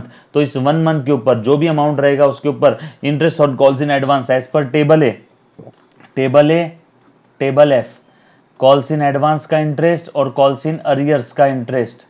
इंटरेस्ट इंटरेस्ट एडवांस के ऊपर टेबल ए के हिसाब से कितना है मेरे बच्चे? प्लीज ध्यान देना, 6%। और अरियर के ऊपर कंपनी कितना ले सकती है? 5। टेबल एफ में डबल कर दो, 12% और 10%, है ना? सर अब क्वेश्चन में बोला नहीं कौन सा टेबल है, तो टेबल एफ यूज करना। यहाँ टेबल ए स्पेसिफिकली बोला है। तो कितना रहेगा बेटा? एडवांस पे इंटरेस्ट का रेट है 6% per annum, 6% per annum. Yes और नो। तो जो भी कॉल्स इन एडवांस का अमाउंट रहेगा मल्टीप्लाइड बाय यहाँ पे जो भी परसेंटेज रहेगा मल्टीप्लाइड बाय मंथ अपॉन 12। अगर मंथली कैलकुलेट कर रहे तो डिवाइड बाय 12 रहेगा, डेज में कैलकुलेट कर रहे तो ऊपर number of days divide by 365 रहेगा। यस और नो। उसके बाद आगे बढ़ते बेटा। और document inviting the offers from the public, उसे हम लोग प्यार से प्रोस्पेक्टस बोलते बेटा। चलो काम के क्वेश्चंस लेता हूँ डायरेक्टली काम के क्वेश्चंस ले रहा हूँ बेटा, हमारे पास समय कम है, बाकी इजी क्वेश्चंस मैं छोड़ दे रहा हूँ, काम के क्वेश्चंस ले रहा हूँ बेटा। Which one of the following is known as registered capital, यानी ऑथोराइज को हम लोग प्यार से रजिस्टर्ड बोलते हैं, रजिस्टर्ड नॉमिनल, है ना। उसके बाद अब देखो ये क्वेश्चन है, directors of B limited made the final call of ₹30 per share on January 15, 2004, indicating the last date of payment of the call money on 31 January. Okay, 15 जनवरी को कॉल किया था, बोला 31 जनवरी तक के कॉल का पैसा दे देना। और कॉल कितना बेटा, final call ₹30 per share. Mister C holding 7,500 shares paid the call money on 15 March. So final due date क्या थी, 15 जनवरी को कॉल किया और बोला 31 जनवरी तक दे देना। सो 31 जनवरी को अगर वो दे देता था तो लेट नहीं होता था, लेकिन 31 जनवरी को आने वाला पैसा उस भाई साहब ने कब दिया, 15 मार्च को। सो कितना लेट दिया बेटा बताना तो जरा। जनवरी पूरा खत्म हो गया, फरवरी और मार्च 1.5 महीना 1.5 मंथ लेट किया। और कितना पैसा है, नंबर ऑफ शेयर्स बेटा 7,500 मल्टीप्लाइड बाय पर कॉल है 30, इतना अमाउंट उसने कितना महीना लेट किया, 1.5 महीना। और यहाँ पे कॉल्स इन अरियर्स पे टेबल ए अडॉप्ट किया तो रेट कितना है बेटा 5% मल्टीप्लाइड बाय 1.5 महीना। यस और नो। इसको आप डेज में भी कैलकुलेट कर सकते हो, 7,500 into 30 into 1.5 divide by 12 into 5%, कितना है बेटा मेरे बच्चे, 1,406 रुपए। यस और no.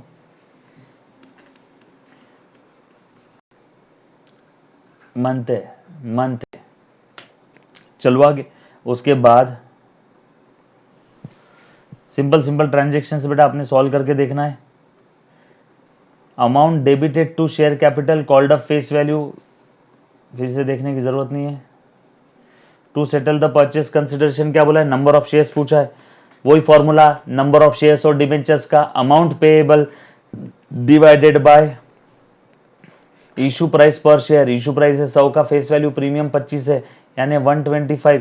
So number of shares कितने आ जाएंगे बेटा, 7,50,000 डिवाइड बाय 125, 6,000 शेयर्स।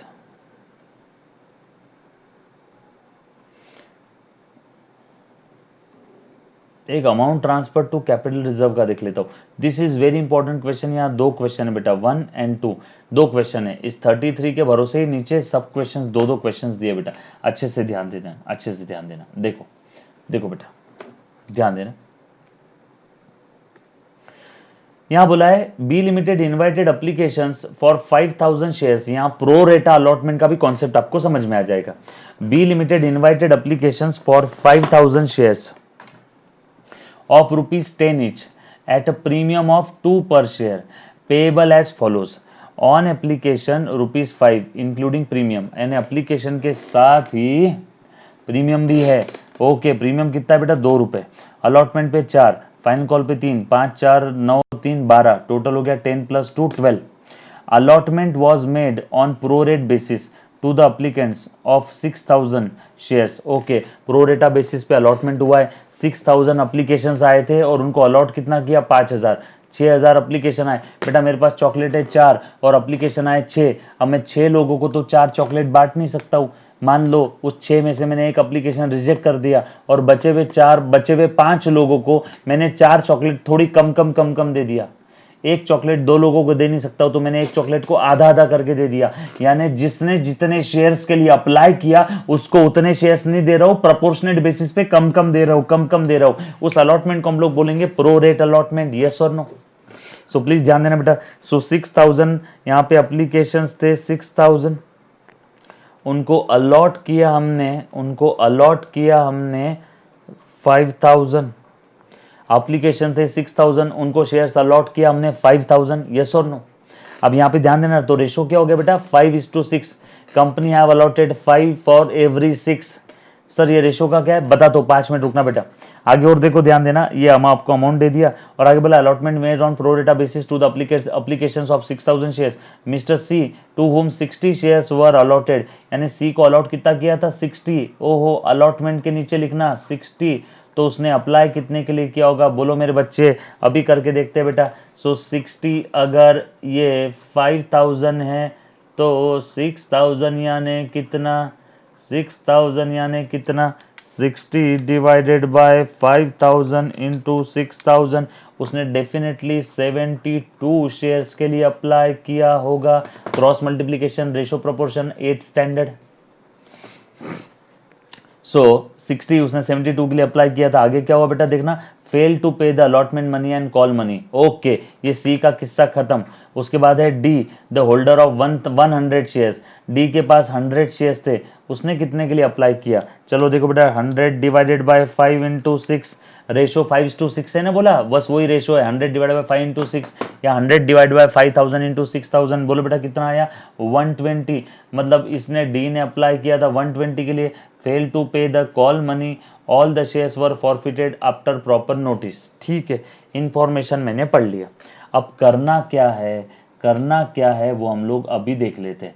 करना क्या है, देखो बेटा, on forfeiture the amount credited to the share allotment account is, forfeiture के समय शेयर अलॉटमेंट में कितना अमाउंट हमने क्रेडिट किया, फॉरफीचर करते समय शेयर अलॉटमेंट में कितना क्रेडिट किया। अब अच्छे से ध्यान देना बेटा, प्लीज ध्यान देना। ये था सी और ये था डी। सी ने, प्लीज ध्यान देना बेटा, सी ने कितने शेयर्स के लिए अप्लाई किया, सी ने अप्लाई किया 72 के लिए। सी को अलॉट कितने शेयर्स हुए बेटा 60, प्लीज ध्यान देना। देयरफॉर सी के एक्स्ट्रा एप्लीकेशन मनी कितने, एक्स्ट्रा मनी कितना है 12 एप्लीकेशंस का। पर एप्लीकेशन कितना है बेटा, पर एप्लीकेशन 5। सर प्रीमियम में रहने दो, पर एप्लीकेशन 5, यानी उसका एक्स्ट्रा अमाउंट है 60। 72 एप्लीकेशन किए, 60 शेयर्स मिले, यानी 12 एप्लीकेशन का पैसा कंपनी के पास बैलेंस पड़ा है, यानी कितना 60 रुपीज बेटा। अब ये 60 रुपीज हम लोग कहाँ एडजस्ट करने वाले हैं, अलॉटमेंट में। अलॉटमेंट का पैसा कितना ड्यू हुआ बेटा, अलॉटमेंट अमाउंट ड्यू, कितने शेयर्स अलॉट किए थे 60, तो number of shares 60 into allotment का है 4 रुपए, यानी 240, यानी 240 अलॉटमेंट का पैसा आना चाहिए था, लेकिन ये 240 में से ऑलरेडी एक्स्ट्रा जो था वो एडजस्ट हो गया रहेगा। Adjustment of extra 60, therefore allotment कितना नहीं मिला, अलॉटमेंट कितना नहीं मिला, अलॉटमेंट नॉट रिसीव्ड कितना नहीं मिला, 240 में से 60 ऑलरेडी एडजस्ट हो गया, यानी 180 का अलॉटमेंट नहीं मिला। सी का कितना अलॉटमेंट नहीं मिला 180। और आप लोग जानते हो फॉरफीचर के समय जो जो नहीं मिला, हाँ जो जो नहीं मिला उसे रिवर्स करो, जो जो नहीं मिला उसे रिवर्स करो। तो बोलो सी के केस में अलॉटमेंट कितना रिवर्स होगा 80, और डी के केस में डी ने कॉल का पैसा नहीं दिया, मतलब डी का अलॉटमेंट का पूरा पैसा आ गया, मतलब डी का अलॉटमेंट का पैसा आ गया, मतलब अलॉटमेंट रिवर्स नहीं होगा। सी के केस में अलॉटमेंट का पैसा नहीं मिला, तो कितना अलॉटमेंट नहीं मिला, सवाल कितना अलॉटमेंट नहीं मिला, जवाब इतना अलॉटमेंट का पैसा नहीं मिला, तो इतना ही रिवर्स होगा। सो डी के केस में 0, यहाँ पे 180, 180 प्लस 0 180, टोटल इतना अलॉटमेंट में क्रेडिट होगा at the time of forfeiture. और आगे देखो क्या बोला है, on forfeiture amount credited to share forfeiture account, forfeiture के समय शेयर फॉरफीचर में कितना क्रेडिट होगा। अगेन फॉरफीचर के एंट्री के 3 सेंटेंस में दूसरा सेंटेंस, फॉरफीचर अकाउंट में क्या जाता है, अर्रेप amount received except premium, amount received यहाँ पे कितना है बेटा टोटल, ये भाई साहब ने अलॉटमेंट का पैसा नहीं दिया, मतलब इसने एप्लीकेशन का ही दिया है, कितना दिया था एप्लीकेशन का 72, सी ने एप्लीकेशन का दिया था 72 इंटू ₹5, बोल बेटा कितना हुआ 72 इंटू 5, 360, 360, 360। और इसमें प्रीमियम है क्या, हाँ इसमें प्रीमियम है। अब 72 एप्लीकेशन का नहीं, सी को अलॉट कितने किए 60, जितने शेयर्स अलॉट किए उतने का ही प्रीमियम आता है, याद रखना मेरे बच्चे। सो प्रीमियम 60 इंटू पर शेयर प्रीमियम कितना है बेटा 2, तो कितना हुआ 120। सो अर्रेप सी का अर्रेप कितना आ गया 360 माइनस 120, यस और नो, ये आया 240 रुपीज। सर सी से अलॉटमेंट का भी पैसा, वो एक्स्ट्रा एडजस्टमेंट, अरे वो सब आ गया, 72 एप्लीकेशन मैंने ले लिए ना पूरे, इसने एप्लीकेशन के अलावा पैसा ही नहीं दिया। और 72 एप्लीकेशन है, लेकिन इसमें प्रीमियम कितने एप्लीकेशन का रहेगा? 60। नहीं सर, आपने तो यहाँ पे पूरा लिया। अरे बाबा, उसने 5 रुपए दिया पर एप्लीकेशन, लेकिन सिक्योरिटी प्रीमियम में मैंने 60 शेयर्स का ही प्रीमियम का पैसा ट्रांसफर किया था। कभी भी ध्यान देना बेटा, ये चीज हमेशा ध्यान रखना है। उसके बाद आगे चलते बेटा, प्लीज ध्यान देना। डी के केस में कितना पैसा मिला? डी ने कॉल का पैसा नहीं दिया, मतलब कॉल के अलावा बाकी सब पैसा आ गया उससे। ये 5 भी आ गया, ये 4 भी आ गया, 9 रुपए पूरा आया, मतलब डी से 9 आ गया। सर डी का भी तो प्रो रेट अलॉटमेंट था, तो डी ने एप्लीकेशन के समय जो एक्स्ट्रा दिया वो अलॉटमेंट में एडजस्ट होकर खत्म हो गया रहेगा। मतलब at the end of the story D से क्या आया? एप्लीकेशन और अलॉटमेंट। एप्लीकेशन का कितना? 5, अलॉटमेंट का 4। कितने शेयर्स पे? डी को कितने शेयर्स अलॉट किए थे? 100। क्यों सर 120 क्यों नहीं ले रहे हैं यहाँ पे? अरे बाबा, जो 20 शेयर्स का एक्स्ट्रा एप्लीकेशन है वो तो अलॉटमेंट में एडजस्ट हो गया रहेगा ना। अगर आप 120 लोगे, मतलब 20 ज्यादा मिला, तो अलॉटमेंट में उतना 20 कम मिला होगा, तो at the end of the story कितने शेयर्स का पैसा आएगा? 100। और वो भी कितना? 5 और 4 9, क्योंकि कॉल का पैसा तो उसने दिया ही नहीं। सो 100 इंटू 9, 100 इंटू 9, 100 इंटू 9, टोटल 900। इसमें प्रीमियम है क्या? हाँ, क्योंकि हमें फॉर फीचर में प्रीमियम नहीं चाहिए। प्रीमियम कितना है? अगेन जितने शेयर्स अलॉट किए उसका 100 इंटू 2, 100 शेयर्स इंटू 2 यानी 200, यानी कितना है बेटा यहाँ पे? 700। सो अर्रेब डी का अर्रेब कितना है? 700, और सी का कितना है? 240। 240 प्लस 700, 940। इतना अमाउंट यहाँ पे शेयर फॉर फीचर में क्रेडिट होने वाला है। Second sentence, amount received except premium, amount received except premium. हाँ या ना मेरे बच्चे? ये बात समझ आई सभी को? क्लियर है? चलो आगे। सिंपल। ये थे बेटा आपके कंपनी अकाउंट्स और कुछ एमसीक्यू। उम्मीद करता हूँ आपको सारी चीज़ समझ में आई होगी। मानता हूँ मैं 100% तो टॉपिक 2 घंटे में कवर नहीं कर सकता। जो रेगुलर बैच में मैं 20 दिन पढ़ाता हूँ, हमने यहाँ पे 2 घंटे में करने की कोशिश की है।